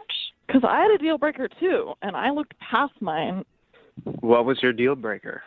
It was your name. I just got out of a bad relationship a little while ago with someone named Brian, so it's a little close to home, the whole Ryan thing. Okay, well, that's like one little thing. Like, your whole life is orange. That's different. My whole life is not orange. But I looked past my deal breaker. That's the point of what I'm trying to say. You need to be able to look past the orange thing. I'm trying. I don't know. I don't know what the extent of your orangeness is. I don't understand this argument. Like, we're arguing about a color, literally. The color of my outfit, the color of the food, like, whatever. I mean, I thought we had a good time. Didn't you have a good time, Ryan? I guess I did, but I don't know if I can, like, look past this. What? Are you being serious, Ryan? Like, what if she was wearing all black? I mean, that's something people do all the time, or all blue, or all red. Yeah, well, you know, like, purple's my favorite color, but you don't see me wearing all purple and, like, ordering eggplant, you know? I guess it's just the fact that, like, she never talked about it, and I felt like I couldn't ask about it, and, like, it was all I could think about is just, like, why she was all orange, you know? So I'm telling you now, it was honestly just a coincidence that it all happened that way. I just like the color orange. Not 24/7 orange. It's just you happen to catch me on an orange day, I guess. Can't you look Yeah, past that? Ryan, you caught her on an orange day. Let's try and do a different color. Would you go out with Ember one more time for a second date? We'll pay for it. I don't know. What if she didn't wear orange? Yeah. I mean, that's a really simple solution. Yeah, I won't wear orange if you go out with me again. Like, wasn't I like a juicy, like hot orange at least? I mean, if you wear like a mix of colors, like a normal, like a diversity of colors. Yeah, I can do that. If you have a diverse outfit. That is So, such Ember, a weird request. You're willing to go through your closet and see if you have multiple colors to wear that night, so you're not wearing all of one color. You're sure you have that ability? Oh my God, I'm not colorblind, okay? I definitely have that ability, so I'm putting myself out there. Would you please go out with me again? I think we could get past this issue. Oh, see? Okay. Yes. Okay, cool. That's a yes? You'll do it? Gosh. Yeah, I'll do it. Awesome. Hey, aren't you glad that worked out? Oh, man. Too soon. Brooke and Jubal in the morning. My experience that people get upset when you lie on your dating profile. Yes, absolutely. Especially when it's a bad picture. Yeah, anytime I've been on an online dating site and had my profile up there, people are always disappointed when I show up and they realize I'm not a 42-year-old woman who just wants to go berry picking on the weekends. And I don't get why they get so angry, you know. Yeah. And I thought you were just going to lie about your height. Daisy is on the phone with us, and Daisy, I guess you wouldn't say you lie on your dating profile, but you omit something on your dating profile that you think could have led to a guy not calling you back, right? Correct, yes. There is an important detail about Daisy that she there doesn't share on her dating profile. Because she met the guy on what website? Met him on OkCupid. All right. Which, if you're going to talk about like dating websites, that's like the Burien of dating websites. It's not quite the bottom, but it's not necessarily the best either. Yeah. What is it? You have like 11 fingers or something? No, I have the right number of fingers, but in addition to the right number of fingers, I also have a son. Oh. And when I did have that on my profile, when I was honest about that, I got a lot fewer responses. So now I just don't put it on there. But I do always tell the person, on like the first date. It's not like I try and keep it secret, indefinitely or anything like that. So you're not hiding your son. You just don't want it to be something that is defining you in the world of dating. Exactly. I just kind of want to get my foot in the door, and then I tell them. Exactly. Is the reaction usually pretty good when you tell guys on a first date, like, oh, by the way, I have a kid. You didn't see that on my dating profile, but surprise. It's kind of mixed. Some guys are okay with it. Some people are totally offended that, I lied on my profile. If it were me, as soon as you told me that, you would just see a cloud of dust like in a cartoon. I'd be out of there. I totally understand that, and that's why I tell people on the first date because, I don't want to lie. I just want a chance to tell them face-to-face because I think that sometimes can make a difference. So what was it like when you told him on the first date, when you guys were out to dinner? Well, his name's Alex, and we ordered dinner, and I told him after the food came, and I was just kind of like, so I have a kid. Not the smoothest way I've ever done it. Yeah. Yeah. So how's your steak? It's pretty good. I have a kid. I have a child. So it wasn't the smoothest way to break the news to him that you had. No, I wasn't. It wasn't my best. And what did he do?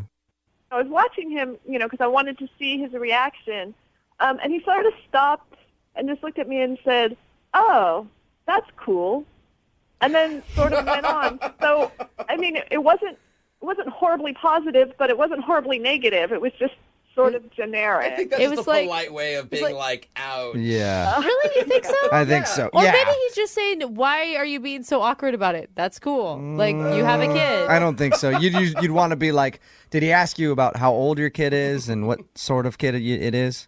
It is?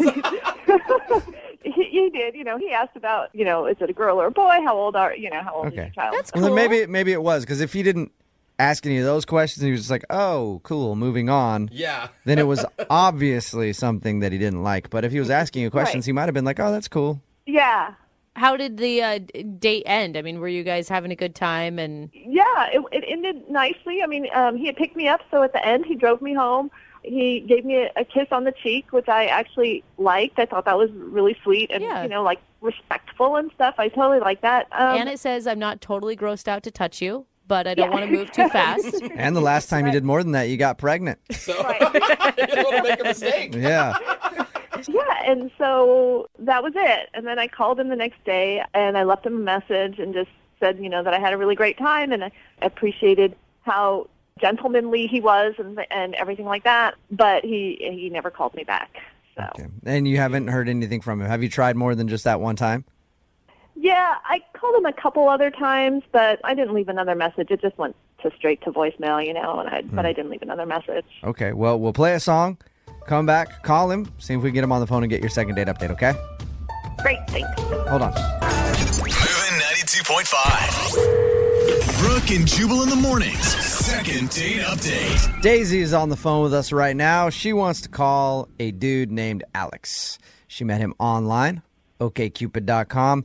Daisy thinks that the date went poorly once she revealed that she has a kid, because she doesn't put on her dating profile that she is a mom because she doesn't want to scare guys off. But you have a rule, Daisy, that you always tell them on the first date, and then they can make their judgment from there, right? Correct. Okay. And that's the only thing you can think of that he wouldn't be calling you back, is because he doesn't want to be an Insta dad. Yeah, it's the only thing I can think of, because I thought we had a good time, except for, there was that. So But why would you want to talk to a guy who isn't interested in someone with a kid? I mean, you're not going to change that you have a kid. Yeah, well, I guess I want to know for sure, and And we're just speculating. We don't know that the kid is the reason. It could be something else. Right. Okay. Well, we're going to call him, see if we can get him on the phone, and find out what went wrong, if anything did go wrong on your date, okay? Okay. Hang on.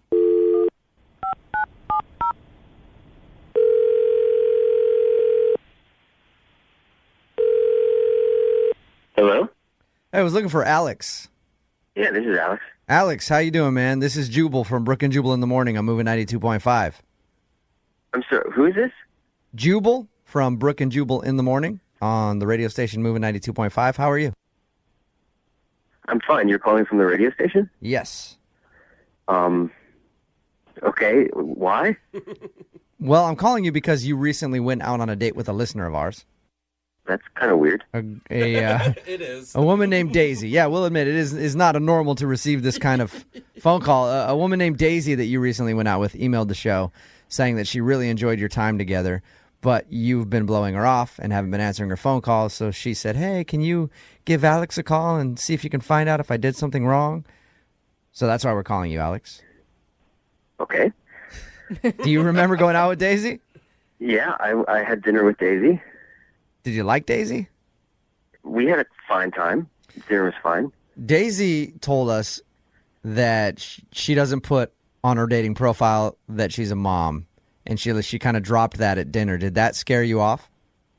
I mean, I wouldn't say that scared me off. I mean, it was a little surprising that, that's like a big part of a person's life. And like in other profiles, I feel like that information was on there. So it was a little bit shocking that she just sort of dropped that in the middle of our dinner. But, I'm not against dating someone who has a kid. Okay, so that wasn't it then? No. Do you want to see her again? Your voice just got so Yeah, your high. voice got so high-pitched, dude.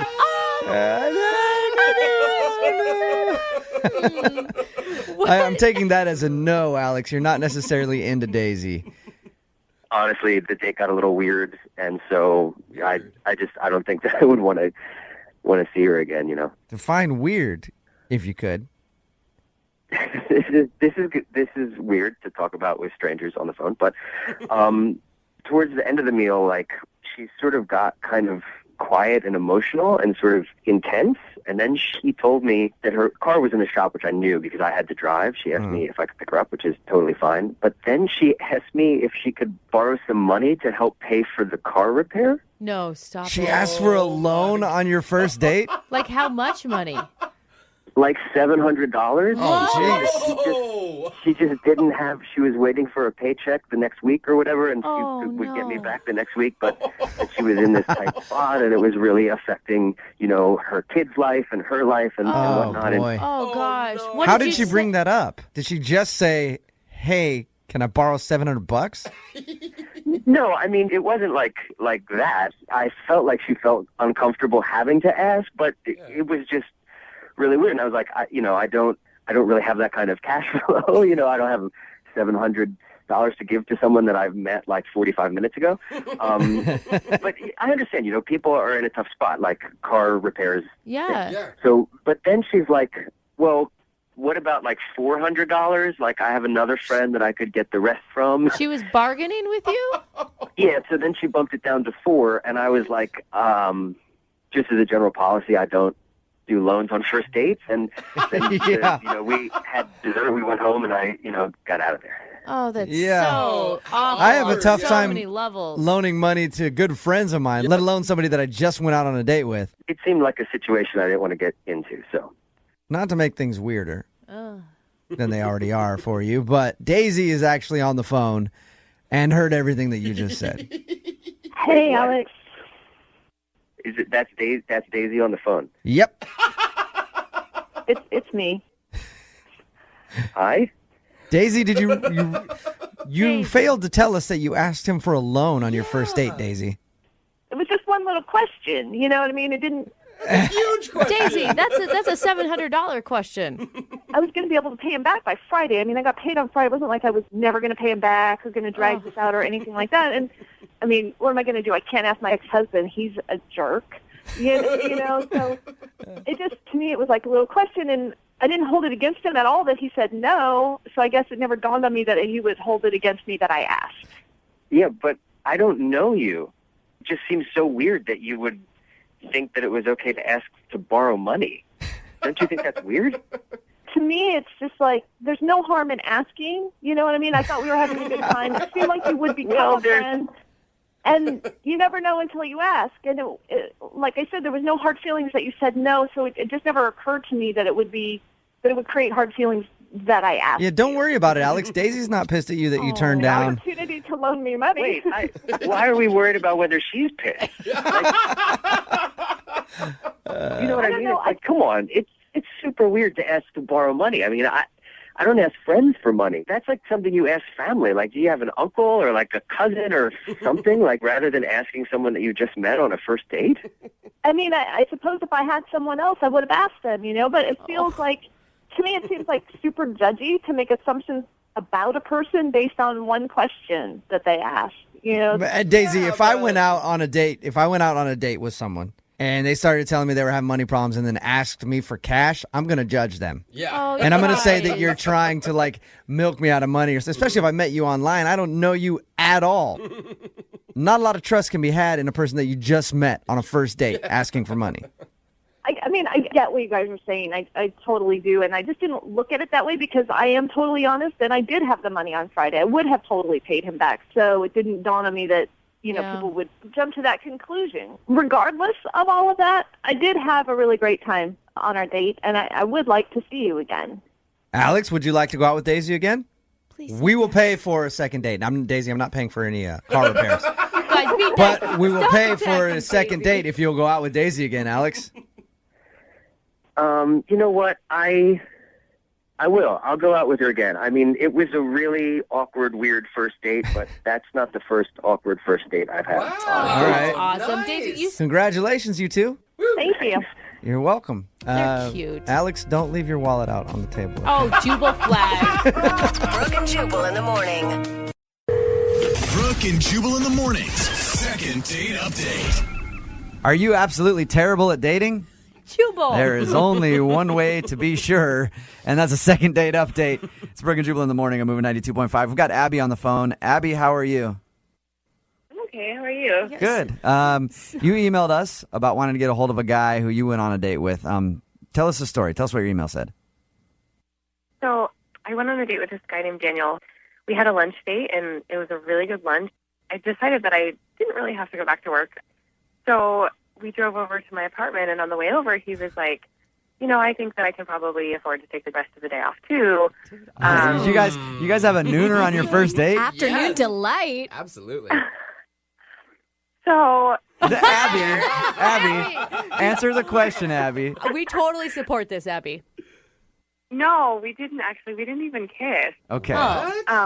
Because when he got here, he all of a sudden was very concerned about getting back to work. And he convinced me that he really needed to go. And I guess at the time I was kind of like, okay, well, I guess he's got to go. But he hasn't called me for like 2 weeks now. All right. And I'm wondering why the sudden change of heart when he came over. I don't know if he just was having second thoughts about like what was going to happen or what. Have you tried to get a hold of him? Yeah, I texted him. I haven't tried, I tried not to bug him too much, but I texted him a couple times. All right. Did he say or check his phone or take a call from work between No. No, okay. So you can't think of any reason why he'd ditch out and not get back to you? Mm-mm. Okay. All right, we're going to call him right after this and get your second date update. You ready?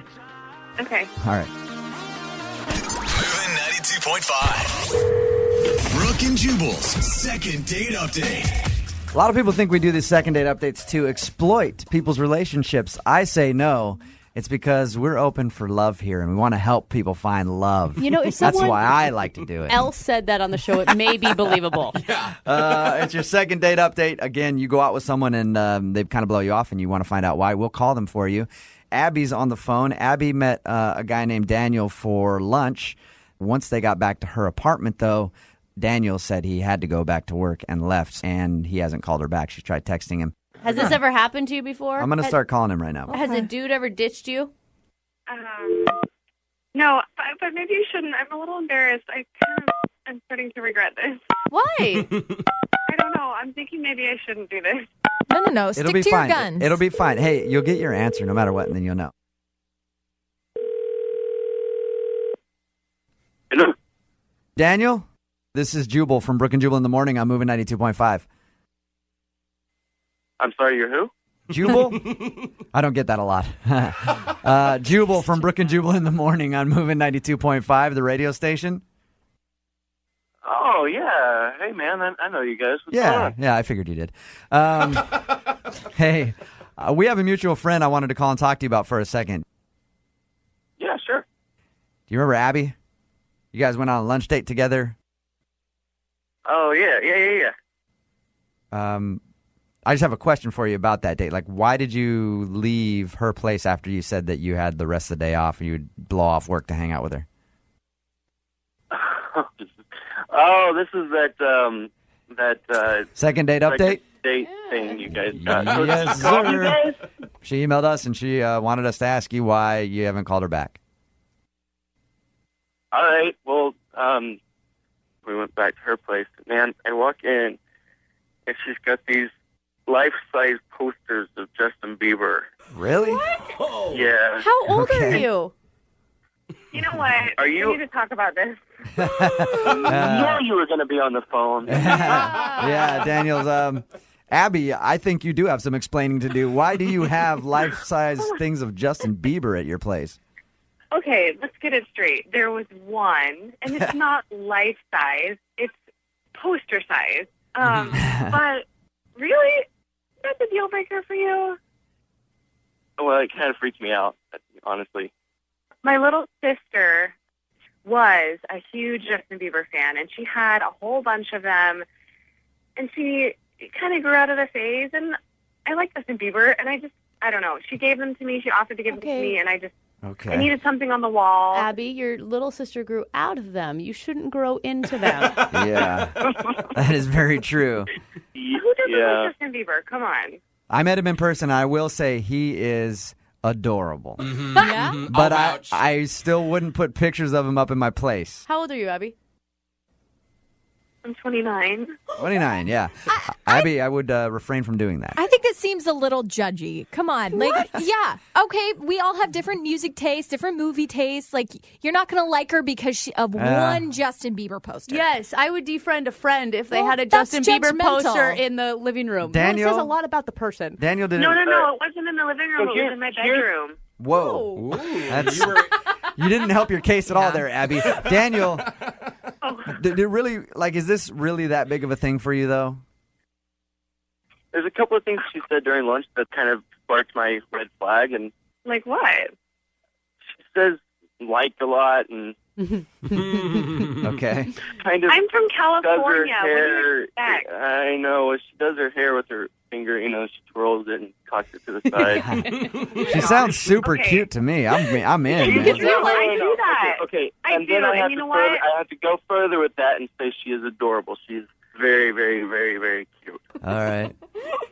Daniel, look, stop being silly. This doesn't need to be a deal breaker. Okay? Clearly we had fun. You think I'm cute. You want to kiss me. You like me. Come on. Okay. You sound like All right, fun, Abby. okay, Daniel? I'll make you a deal. We'll go to the art fair on our second date, and I'll buy you something else to put. Okay. Yeah, just wait until he discovers her Disney collection Right? of figurines. Yeah, seriously. Normally we say we'll pay for you guys to go on a second date. I'm not buying a painting. I'll tell you that right now. But we will pay for dinner for you guys. Will you guys go out again? Yeah, I'd definitely go out there again. I think it's pretty awesome that you did this. It's kind of cool. You liked that she did the second date update? Yeah, it's kind of cool. Yeah. And Abby's super excited. Yes. Yes. Although there are 13-year-old girls everywhere who are so pissed at you for taking down that Justin Bieber poster for another guy. I'll tell you that right now. Halloween parties are one of the favorite places to try to hook up with a sexy ghoul or a sexy goblin or a sexy toaster. Whatever anybody has dressed up to be like and made it sexy. You always want to hook up with it. And luckily for us, we checked the email and we did have quite a few emails in from people who met somebody that they want to call at a Halloween party. Yeah. And we decided to get a hold of Thomas because Thomas wants to call a girl today that he met at a Halloween party. And now she's not calling him back. What's up, Thomas? Hey, what's up, guys? How are you? I'm okay. Thomas, isn't it like an unwritten rule about Halloween hookups that they just stay there? Like, there's never a real relationship that comes out of these things. I don't think so. I think you can find love at a Halloween party. I mean, it's a social gathering. You are a hopeless romantic, Find sir. love anywhere if you know how to look for it. And apparently you do, Thomas. So who's the girl that you want us to call today? What's her name? Alexa. Alexa. All right. And how did you meet Alexa? A friend of mine threw this huge Halloween party. There's a ton of people there. Mm-hmm. But this one chick in particular, this girl Alexa, I didn't know her, but she was dressed as a witch. Not like a sexy witch, but not like a horrifying witch, just a witch. A regular Okay, so witch. she was a normal witch. Totally. She was a normal witch. Okay. Did you approach her immediately at the party, or did you wait a while before you made your move? I kind of watched her from a distance for a while. Like she Nice. was in... Yeah. That's what I like to hear. I sort of skulked around behind her the entire party. Well, it wasn't like stalking her. I was just kind of like every once in a while I'd check in and see where she was. Okay. Uh-huh. All right. And then when did you let her know that you had been watching her? When did you strike? Well, it's going to sound bad. They didn't strike, but I just couldn't figure out a way to get up and talk to her. I kept waiting for her to talk to someone that I knew so that I could ingratiate myself into the conversation. Right. But she was talking with circles of people that I didn't know. So I decided I was going to try and scare her. That's a good move. You know what? Yeah. Right, yeah. Because frightening a woman is a great way to meet them. Yeah, what? Oh, at a Halloween party, that's perfectly acceptable. That's why you take women to horror movies, because, that fear reflex also turns you on a little bit. All right, so you were hoping Okay, I see. You to wanted to get... scare the horny into her. Exactly. All right. And did it work for you? Well, here's the problem. She was carrying around as part of her costume. She had this cauldron with her, Uh-huh. and it had like smoke billowing out of the cauldron. But I saw her at one point start to head down this hallway towards a bathroom. Uh-huh. And so I ran through the kitchen, and there was another entryway into that hallway. So I hid behind the door frame, Oh. and as she passed by, I just jumped out and went, bah! Wait. What did she do? Did she drop her cauldron? She dropped the cauldron. Oh, no. Did it break? The cauldron didn't break, but it did spill. Yeah, and I'm guessing it was that dry sucks. ice if there was smoke. It was dry ice. Yeah. Oh, no. How are you going to clean that up? Well, everyone at the party, all we remember about dry ice is what we learned in science class in 5th grade. So nobody wanted to touch it. Yeah, Everyone was just freaking out, dancing around it. So, well, how did she take the prank? I mean, did she like it, or was she angry that you made her? So I immediately apologized to her, going, I'm so sorry. Oh, my gosh. I was just trying to freak you out. I was looking for a reason to talk to you because I think you're the cutest witch I've ever seen. That's sweet. I guess I made the wrong choice. I'm sorry I scared you. Let me get you a drink. And she says, that would be great, thanks. Wait, can I ask? I never asked. What were you dressed as this whole time? I need the full picture here. I was dressed as zombie Steve Jobs. Oh, nice choice. And I had just like a black turtleneck on, black pants. I had a big hole in my side, like a rib sticking out. Nice. And one of my eyes was kind of bulgy. I have a friend that does makeup, and he made it look pretty gruesome. All right, so That's you pretty look good. like a horribly decomposed Steve Jobs. Exactly. Every woman wants that. Yeah. So I'm assuming as soon as she saw your costume, she was already on board. Well, I don't know if she has a fetish for zombies or not, or if she's just really into Walking Dead, but she seemed into it. And how is the conversation between you two? It was great. I mean, we just chatted about all kinds of stuff. The music was pretty good, so we danced for a little while. Okay. And then by the end of the night, we started making out a little bit. Mm-hmm. She had to take off her witch nose so I could get to her mouth. It was nice. And you were thankful that was actually a fake nose. In my inebriation, there was a moment where I was like, man, I hope that nose comes off. You guys obviously liked each other. I mean, she made out with you and everything else, but have you talked since the party? Well, she has not returned my texts. I texted her the day after, and I got nothing. Then I texted her again the next day, and still nothing. And I texted her again later that day, which I felt weird about. I hate playing that text game with girls. But So now it's been a few days, and I'm kind of wondering, okay, are you having second thoughts? Are you pissed about the dry ice? Did you find a burn on your ankle, and now you're mad at me, and you didn't tell me?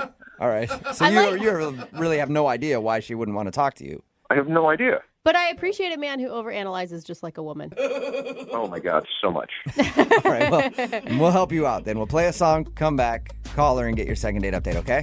Cool, thank you. All right, man, hang on. Moving 92.5. Brooke and Jubal in the mornings. Second date update. Right in the middle of a second date update, and if you're just joining us, the best way to make a first impression on a lady is, of course, to scare the crap out of her. No. The moment that you meet her. Women love that. Yeah. And nobody knows that better than Thomas, who is on the phone right now for a second date update. He actually met the girl that he wants to call at a Halloween party, and that's what he did. She was walking down a hallway, and he jumped out from behind a door, scared her so bad that she dropped the cauldron that she was holding. She was dressed as a witch and had a cauldron that was billowing smoke out of it. She ended up dropping dry ice all over the place, and then they had to call in a hazmat crew to clean it up. Well, not really all that. Yeah, that got a little extreme. I was like, really? He thinks maybe that's the reason he's not getting a call back, but they still did end the night by making out, so she didn't seem too upset by getting scared. Yeah. But he hasn't talked to her since that party, and we're about to get her on the phone and find out why she's not calling him back. So you can't think of anything that you did wrong besides the cauldron thing. I'm taxing my brain, and I really thought it was a good night. I thought we had fun. All right, so no explanation. Well, I'll dial her phone number right now then. See if we can get her on the phone and find out, okay? Okay. All right, here we go.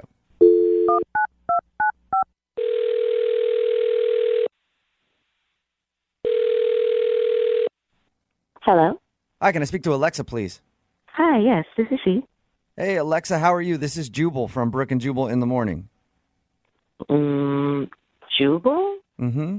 From Brooke and Jubal in the morning? Brooke and Jubal in the morning. Brooke and Jubal in the morning? Brooke and Jubal in the morning. I think we should let's say it again. Make it more true. We are Brooke and Jubal in the morning. Okay.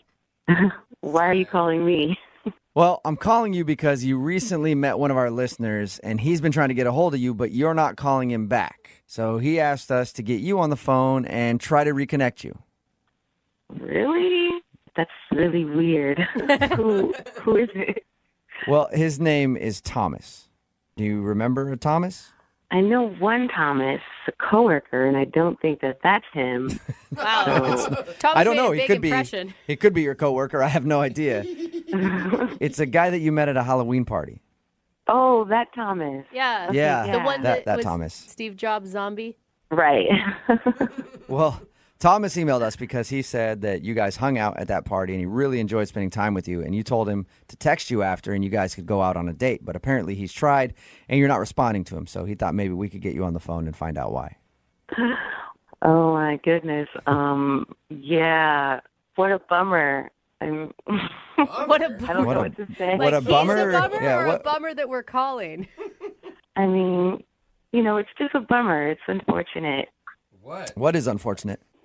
Sometimes it's just, oh, this is really hard. You know how when you meet someone and later on you realize that they're not necessarily the person that you thought that you were meeting? Yeah. So he was dressed up as a zombie Steve Jobs. Did you realize that he actually wasn't a zombie Steve Jobs, and that's what upset you? You're not a zombie. Yeah, wait a second. I guess in a weird way, yeah, you're right. Wait, I am right? That you were upset that he wasn't a zombie Steve Jobs? Well, I thought the costume was really cool. I love Steve Jobs. And, he had the black turtleneck. His makeup was really cool. And after I met him, I went on Facebook and I checked him out. And, yeah. Oh, you're not attracted to him, are you? No. I obviously had a bad case of costume goggles. Costume goggles? I've heard the term beer goggles, but I've never heard the term costume goggles. Yeah, as soon as I saw him without the makeup, without the blood, he just looks kind of like a different person. What? He looks better without blood? Well, sometimes when you cover up your face, you just can't tell what you look like at all. Right. I saw his picture on Facebook without the makeup on, and it's just not what I expected. In other words, he's more attractive to you with a bunch of zombie makeup on. That's so messed up. That sounds horrible. I know. But I mean, maybe he's just not very photogenic. Like, wouldn't you want to see him in person? And because some people aren't. I don't want to risk that awkward meeting of seeing him in person and it still be a disappointment. Yeah. You're like, hey, so remember that costume you had on? You think you could wear that right now? All the time? You know what else is awkward, Alexa? What? He's actually on the other line listening and wants to talk to you. And he heard what you just said, yeah. Oh, poor guy. Thomas? Oh, my goodness. What am I supposed to say to this? Oh, my God. I'm so sorry. Oh, my God, I'm so sorry. You're just more attracted to me when I have an eyeball hanging out of my head. I don't know what to say. I know it sounds weird to say, but I just found you more attractive as the zombie guy. I'm just trying to wrap my head around this. You were attractive enough to me to make out with me and dance and chat for like 3 hours. But once you looked at pictures of me without zombie makeup on, you were less attracted to me? I went onto Facebook expecting one thing, and then it turns out that it's not what I thought it was going to be. I don't think I'm a bad-looking guy. Am I really that unattractive? No, you're not bad looking. You're just not my type, and I just thought that you looked better as a zombie. That sounds so weird. Think about it like this. Say that I made out with Orlando Bloom, and then the next day I found out that it was Johnny Depp. There's nothing wrong with Johnny Depp. I'm just not into Johnny Depp. Wow, that was impressive. That's a pretty good analogy. That is, yeah. I don't know. But you're still Johnny Depp. See? Yeah, see, a lot of people like Johnny Depp, but I'm just more into Orlando Bloom. I guess I see what you're saying. I mean, it makes sense, weird way, but it's like if I made out with Megan Fox, and then the next day I was like, oh, no, it was Scarlett Johansson. Maybe I'm more into Megan Fox, but I'm still going to be like, oh, hell, I'd make out with Scarlett Johansson some more. There you go, Alexa, using your own logic against you. Somehow. I'm really confused, but... What pictures were you looking at on Facebook? Your profile pic? I never even found your last name, so I couldn't do the proper stalking. I don't know if maybe your pictures aren't so good either. That is a good point. You haven't seen her without her witch makeup on. I mean, she took her nose off, and that was it. Yeah, I mean, I enjoyed talking to you, and I thought we really got along, and you even at one point stopped and said you're a really good kisser. Well, there was a lot of alcohol involved that night as well, so... Oh, ouch. I can't. Brutal. I don't remember that. God, how would you feel if the tables were turned on you right now? Yeah. Well, I would be understanding. Everyone has their preferences. Not everybody is going to find me attractive. I call BS on that. All right, I tell you what. You go out with me again, I'll wear just the eyeball, and we'll slowly transition into regular me. How about that? No, that's terrible. That's a good idea, Thomas. Alexa, would you like to go out with Thomas again? Or for a first time, really, because you just met at a party and didn't have an actual date. Would you like a date with Thomas? We will pay for it. Come on, Alexa. This is your chance to prove yourself not so shallow. Will you send me the other pictures and then I can decide? Oh my gosh! Do you even still want to go out with her at this point? You know what? I do. I want to prove a point to her. So it's less about the actual date and more about just proving that you're still good looking without zombie makeup on. Yes, I want to show her that I can be attractive without looking like a dead person. Oh, wow. Okay, so you guys will go out then, Alexa, if he sends you pictures and you approve? Yeah, I guess I can do that. All right, well, congratulations, Thomas. You kind of got a second date. Thanks. Dependent on the photos, I guess. Yeah, if you pass the test. Alexa, get ready because I'm going to send you some really good shots. What? I don't know if I like the sound of that. Nothing dirty. Yeah, just the way you said it, though. Be on the lookout. Papa's about to send some really good shots to your inbox. Brooke and Jubal in the morning. Or text in at 78592 that says, hey, I can't blame her. Most guys look better with makeup on. Hashtag no filter. I love that hashtag. Of course, about today's second date update. If you missed it, Thomas wanted to call a girl named Alexa. They met at a Halloween party. Had a great time, he said. They even made out a little bit at the end of the night, exchanged numbers, and then she wasn't calling him back, and he couldn't figure out why.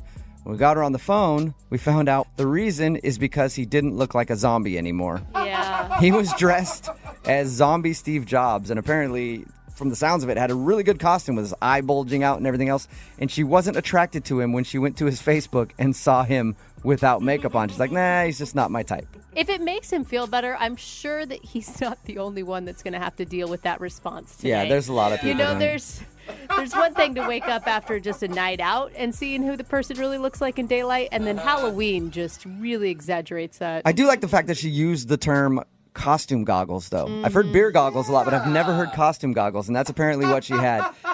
They did agree to go out again, maybe. He said that he has really good pictures and that he would send her those pictures, and he swears that she'll be impressed by that and they will go out. She said if she likes the pictures, then she will actually give him another chance. So good luck to those guys. I know, she's so shallow. She had a great time with him, great conversation, but a couple of photos and it's over. Well, and he still wants to go out with her. I know. Yeah. But then when we asked him at the end, he was like, I just want to prove a point that I do look okay without zombie makeup on. What's that phone call going to be like? She's like, listen, I reviewed the pictures. Fine, I'll go out with you. Yes! Yes. Oh, I told you. I knew I was hot. Wait. Which picture was the clincher? Let me know. Text in at 78592. Did any of our listeners experience the same type of thing? Any costume goggles from Halloween weekend? I would like to hear about that. It needs to be its own hashtag. Yeah. Remember, if you want a second date update, all you have to do is email the show, and we will call the person who didn't call you back. Brooke and Jubal's second date update. You know, first dates don't always go according to plan. You got to be able to adjust on the fly. Mm-hmm. I like to call it being bendy. Oh, well, that's it. I'm very bendy on dates. I can adjust however you need me. I will say also impressive. So Thank cool. you. And Yeah. Krista is on the phone, and apparently her first date didn't go completely according to plan, but she said she still had a good time. Krista, what happened? I met this guy, Scott, on a dating website, and he suggested we go see a movie for our first date. You know, he planned it all out. Okay, that sounds pretty normal. I mean, not boring, but yeah, like what could go wrong? Yeah, like pretty standard. You don't have to talk too much, but you know, if you don't like the person. But I got there, and this guy was super cute and seemed normal, and we talked a little bit, and we're going to see like a superhero movie. We get to the box office, and they're sold out. Oh my gosh. Yeah, you always got to buy tickets in advance. Yeah, kind of a rookie move, right? Yeah. Right. And even those superhero movies, you need to like buy tickets in advance for like 3 months because they're so booked. They're everything. Yeah. So, I mean, I felt kind of bad because he looked really super bummed out. I mean, I didn't care. It was just, but, you know, the next film started at like an hour and a half later, so we weren't going to hang around there. So I was just like, well, why don't we go grab a drink somewhere? And we went to his car, and then I realized we're right in my neighborhood. We might as well just go to my place, and I've got drinks Damn. there. And Well, hello. Now that turned out well for him, didn't it? I mean, I guess it sounds, saying it out loud, it sounds a little forward, but Yeah. That's This all right. movie is sold out. Why don't we just go back to my place? Yeah. Do what we intended on doing anyway. I feel like you're every guy's first date dream at this point. I guess I didn't even think about it that way. It just seemed like, I can never think of a place to go, which is why I ended up at this superhero movie in the first place. Right. So was he down with that? Yeah, he was totally down. He drove me to my house, and I don't know, we had a lot of fun. I really liked him. He had, when he smiled, he, had these cute little crinkles at the side of his eyes, and he really, looked at you when he talked. And, a really good laugh and, sense of humor. And so we had a couple drinks, and I decided it would be a good idea to play Truth or Dare. Oh, no, bad idea, I feel like. It could be fun. It could be, but it could go south really quickly. Well, I'd never done this before with a guy. I'd played it. Oh, sure. That's what they all say. I promise this is my first time doing Truth or Dare. You guys. Yeah, it really was. I played with a group at a party. But, it's a good way to get to know people, and you kind of cut to, the real stuff. If you go on so many online dates, and you want to get to know a person. Right. It depends how truthful they are at the truth part, though. I guess you never know. Was there any awkward moments during that game? Yes, there were a few. I discovered that his most disgusting habit is picking his earwax. Oh, and you want a second date with this guy? Oh, man. Well, he was honest, remember? You asked how can you tell if they're truthful? It's a good judge of his honesty, because that's disgusting. I would never tell anybody that. Oh, it's not that. It's not eating your boogers or something. I don't know. I'd rather eat my boogers. Close. Yeah. What did you reveal about yourself? So this was the other kind of awkward thing that happened, and not on a more serious note. He asked if I had ever cheated on someone. Okay. And you got to be honest, because I'm an honest person, and the truth is, yeah. And it sounds worse than it is. It's not something I'm proud of. I was really young. Yeah. A lot of people can relate to that. Yeah. And people always have that motto, once a cheater, true, always a cheater. And that's not necessarily true. People can change. Yeah, but it just hangs over your head. Yeah, I guess, maybe that made him nervous, you think? I don't know. That's the one thing when I play the date over in my head that could have, I felt like I explained it to a point where he seemed more comfortable and satisfied with it. But then at the end of the night, he called an Uber, and we didn't kiss. He just gave me a hug. So maybe, I don't know, he seemed to be into me, though. Did he reveal that he had been cheated on and he was really scarred? That's a loaded question to ask you. There's got to be a reason why he's even asking that. Yeah, I didn't think about it that way. I guess maybe. He didn't tell me that he'd been cheated on. Okay. Did he start crying as soon as you said it? That would be a good indicator. No, he seemed cool. Okay. Anyway, so that's why I'm calling you guys, because, it's hard to find a good guy out there, and I thought we really... Yeah, especially when you're cheating on him all the time, Krista. Hey. Well, you did bring it up that it was in the past. It's not like you were like, yes, I'm actually currently cheating with you. Yeah, true. Yeah, I'm not during this first date, I've been secretly running away and texting someone else. And have you talked at all since he left? No, I never want to seem desperate. I sent him a text message, and he didn't reply, and so I sent him one a couple days later, and I was about to just leave it, and I thought, you know what? No, you can't just let people ghost on you or situations like this.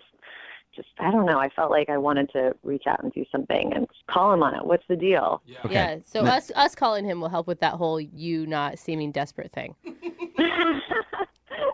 Yeah. All right, well, we'll play a song, come back, and call him and get your second date update, okay? All right. Okay, hang on. Moving 92.5. Brooke and Jubal in the mornings. Second date update.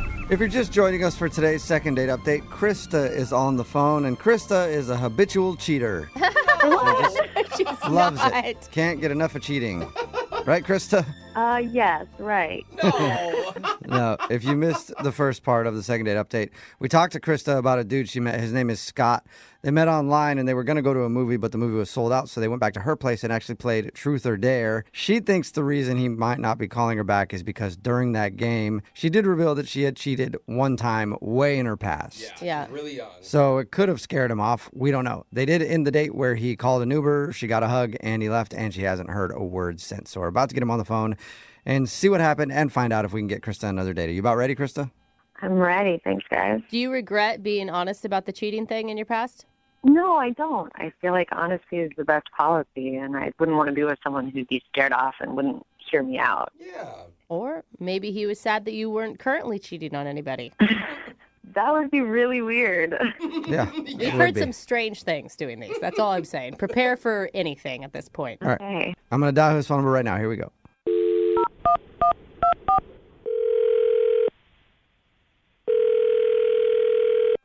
Hello. Hey, is this Scott? Yes, it is. Who's this? Scott, how are you, man? This is Jubal from Brooke and Jubal in the Morning, the radio show. Hi. Hi. How's it going? Not too bad. How are you?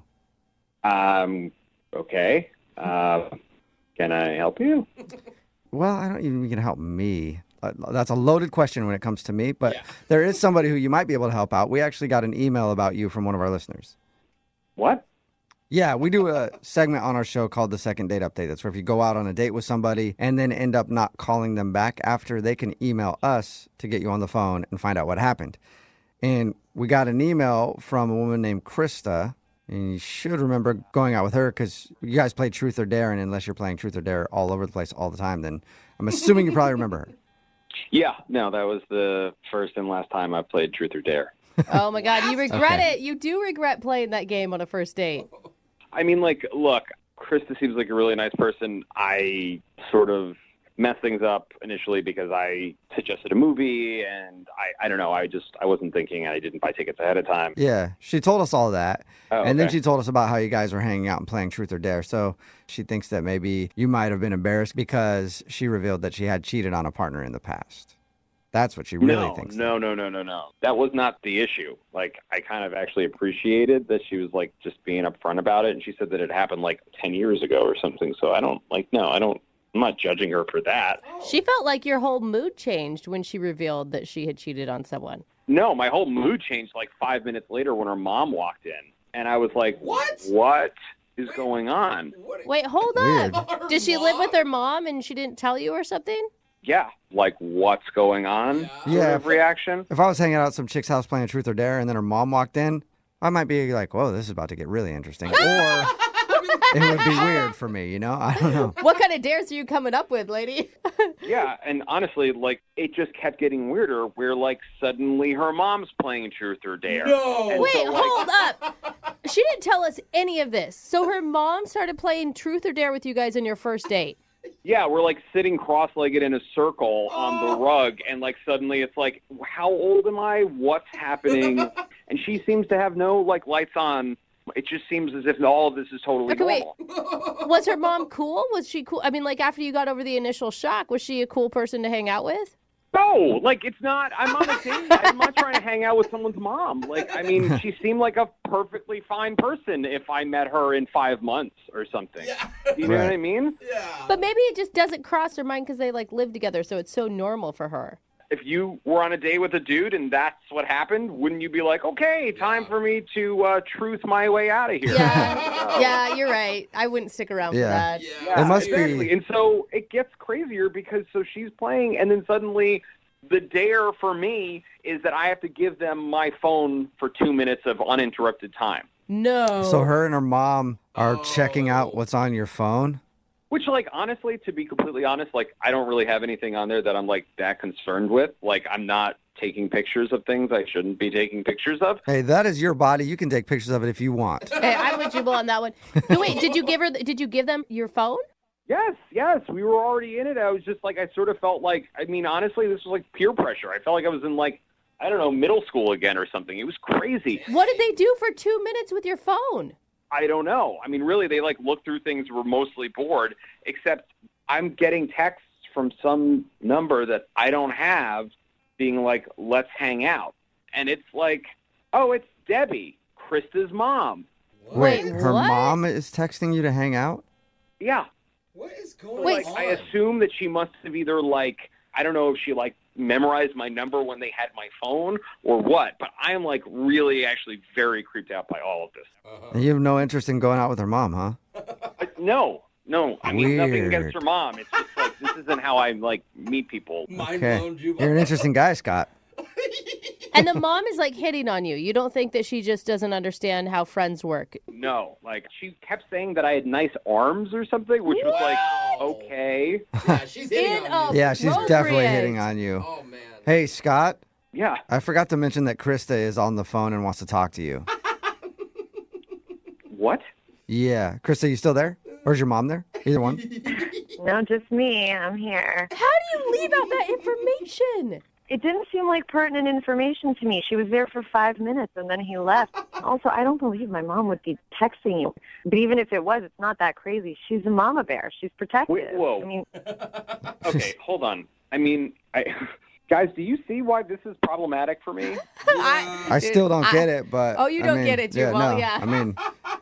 I feel like you just don't have a good relationship with your parents. I mean, if you... she's No. Look, I'm not saying that I'm perfect. I'm not saying my relationship with my parents is perfect. I'm just saying that I was definitely freaked out by the whole, like, playing truth or dare, and then, like, getting the texts put me over the edge. Like, I think you really need to have a conversation with your mom, and I'm just not trying to get in between any of this. You're not trying to get in between her and her mom? Why not? I'm not. Yeah, good luck Dude, with you're that. not making this any easier, okay? I'm Dude. just saying, like, honestly, Mama Bear aside, like, that's not cool. Okay, you said something about her commenting on your arms. What was that about? What did she say? She just kept saying, like, oh, you have nice arms. Do you work out? Well, I mean, God, I guess that is a little weird. Yeah, that Oh my doesn't God, sound like somebody who's protective. How are you not freaking out about this? If my mom did this to me, I would be irate and embarrassed and all of the things. I don't know. She's a fun lady. I mean, that's why she came home and, like, you know, she's walking in at 11:30 to our house that we share. I'm not going to say, like, oh, I'm on a date, leave. Yeah, but I would also say to my date, oh, shoot, my mom's home. Maybe we call it a night, not continue to play truth or dare with him. Go to your place. Well, one round. I don't know. Yeah, one round was damage enough. I guess so. Really, I'm just trying to check in with you here, Krista. Like, are you hearing what I'm saying is happening? Your mom is texting me behind your back. Okay, and yeah, I'm complimenting hearing you me loud and clear. physically. You're being very clear. I understand. The texting that you say she's doing behind my back, I'm going to be talking to her about that, believe me, because that is crossing Can I the ask line. you a question? Has this ever happened before? Like, am I the first person who's been in this situation with you? Okay. To be honest, I've played a couple rounds of Truth or Dare with my mom, with other guys before, but Oh, my God. knowledge, Weird. this is the first time that she has ever texted someone afterwards. Scott, that means you're special. He's a catch. Yeah. Actually, it means I'm, like, totally not special. Like, did you... All right, I really need to know this now. Were you setting us up to play Truth or Dare with your mom? Oh, my gosh. Oh. What? No, that is crazy talk. No, I live with my mom. We were playing Truth or Dare. She happened to come in. Uh-huh. And how many times has that happened, though? I can hear you guys not believing me. Yeah, because we don't. It's just a coincidence. Come on, Krista, you wouldn't date a guy who had his dad play Truth or Dare with you. If he was as fun as my mom is, then definitely it would be okay with me. Really? Okay, well, maybe you guys just have different priorities. Scott, I'm tapping out, guys. I'm just telling well, you, not yet, like, Scott. I got a question for you. Would you like to go out with Krista on a second date? We will pay for it. Maybe we can buy you a Twister set for her and mom. Yeah. You would pay for it? Yeah. No, of course we're not going to go on a second Oh. date with her. What are you, Okay. crazy? You think this is a money issue? No. Thanks so much for the, like, yeah, no. I'm fine. Okay, I'm good. I don't need to listen to this. Like, relationships are not a deposition. This is crazy. Question. Have you ever given a deposition in a situation like this? That's a really good question, Scott. Brooke and Jubal in the morning. Somebody texted in at 78592 saying, nobody asked the most important question, was the mom hot? That is not the most important Brooke and question. Jubal in the morning. I think we know the answer. The answer is probably no. Yeah. Because Scott wasn't interested. I'm talking about today's second date update. if you missed it, this girl, Krista, wanted to call a dude named Scott. They actually went out and they were going to go to a movie, but it was sold out. So they decided to go back to her place and they played Truth or Dare. And she couldn't figure out why he wasn't calling back. She thought maybe it was because one of the questions was about cheating, and she revealed that she had cheated in the past. But we got him on the phone, and we found out the reason he wasn't calling back was because while they were playing Truth or Dare, her mom came home. She lives with Mama. And her mom sat down and played Truth or Dare with them for a little while. And one of the dares was for him to give them his phone for 2 minutes so they could go through it. But that wasn't the biggest issue. The biggest issue was after the date, the mom has been texting him, saying that he has nice arms and trying to hang out and things like that. And so he's convinced the mom is hitting on him. Krista's still not really sure if the mom is actually hitting on him, but I would think so. And he was just weirded out by the whole situation, so he didn't want to go out with her again. I can't believe how many sickos are on the text board right now saying, whoa, you can get with them both. That is so gross, dude. That's a daughter and their mother. Like, yuck. Yeah. Oh, my God. That is like as incestual as it gets. I got some online research I'm going to show you. Oh, my God. What is wrong with people? Anyway, they didn't go out again. If you want to do a second date update, just email the show and we will call the person who didn't call you back. Is at least 2 months. Really? A couple months, I'd say. Couple months? So no one's ever Make met my sure they're parents. going to stick around for a little while. First date. All right. What? Yep, first date. You don't even talk to your parents, barely. That's true. Yeah, they usually find out I could be married one day, and they'll be like, "Oh, this is your wife. Interesting. Yeah. Okay, nice I to meet forgot you." to invite you to the Yeah. wedding. Ooh, yeah. Should have told you about that. Well, we got George on the line with us right now. He emailed us about a date he went on with Danielle, and that's exactly what happened. He met Danielle's parents. First date. First date? For First real, date. George?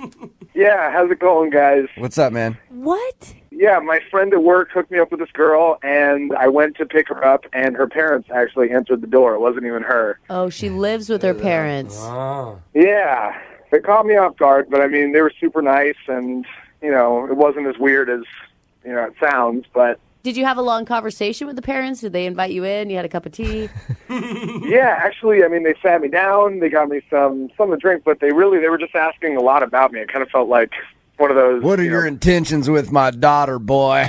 Wow. Did he pull out a rifle and set it across his lap and tell you what would happen if you mistreated her? No, nothing like that. Nothing like that. They were very nice and super kind. Why is she living at home still? She says that it's easy to save money, and, I mean, it's convenient. She actually didn't really go too much into detail about it, which I guess is kind of the weird part. Lydia's the only one in the room like, well, yeah, that seems normal. That's fine. Yeah, that's good. Yeah, I mean, I moved out 2 blocks away.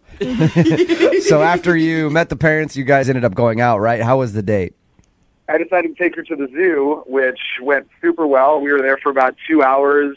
We hung out, we talked for a while, and I thought we hit it off pretty well. She actually invited me back to her house afterward. That's weird. Yeah, nice. Okay. Well, I thought it was to like hang out with her, like separate from everybody, but she actually invited me to spend more time with her family, with her parents, and like play board games and stuff. Oh my gosh, That's kind of weird. Are you sure you didn't go out with Lydia? This is really exactly Yeah. Lydia. It was kind of bizarre. But I mean, I went and we hung out, and we actually played board games for like 2 hours together. That's so weird to me. Here's a strange thing to me, George. After all this, you want another date. Right, yeah. I mean, she's very wholesome in a way. Yeah. I kind of find it attractive. And yeah, I thought the date went super well, but she won't call me back at all. George, let me ask you, when you call her, do you have to call a landline and ask her parent, like, hey, can Danielle come out and play? She's got a cell phone. She has her own cell phone. Did you end up kissing her or anything? Like, how'd you leave everything with her? We actually didn't even get a chance to kiss because on my way out, like, her parents and even her little brother kind of ushered me out, and they all were, like, standing on the porch, even waving goodbye to me. It was kind of weird. How old is this girl? She's 25.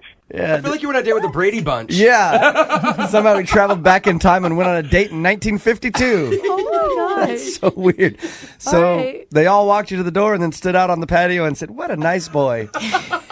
I like him. How is she not Wow. So how many times have you tried to contact her? How long has it been? It's been about 2 weeks, and I've called a few times. Like I said, I didn't want to push too hard, but it's been about 2 weeks since I talked to her last. And you haven't heard anything back? Nothing. Okay. Maybe she's put on punishment. Maybe she didn't do some chores. Oh, she's grounded? Took the phone away. Yeah. Could happen. All right. We're going to play a song, come back, get your second date update, okay? Appreciate it, guys. All right, man. Hold on for a second. Moving 92.5. Brooke and Jubal in the mornings. Second date update. If you'd like a second date update, all you have to do is email us, brookeandjubal@moving925.com. We will call the person who didn't call you back. On the phone with us right now is George, who wants us to call Danielle. They met through a friend, a coworker. He went to Michelle's house to pick her up, and her parents answered the door because she lives with her parents. They went out for a date for a little while. Then she said, let's go back to my house and play board games with my whole family. So they did that. He didn't get a kiss when he left because the whole family walked him to the door, stood outside, and waved goodbye. And she isn't answering any of his calls. Does that pretty much sum it up, George? Yep, that's exactly it. George, if you start dating this girl, are the parents going to be an issue for you? Or are you cool with someone that's that close to their family? I mean, I'm cool with it. I'm not necessarily sure exactly why I'm not getting a phone call back. All right, we'll find out. I'm going to call her right now, okay? All right.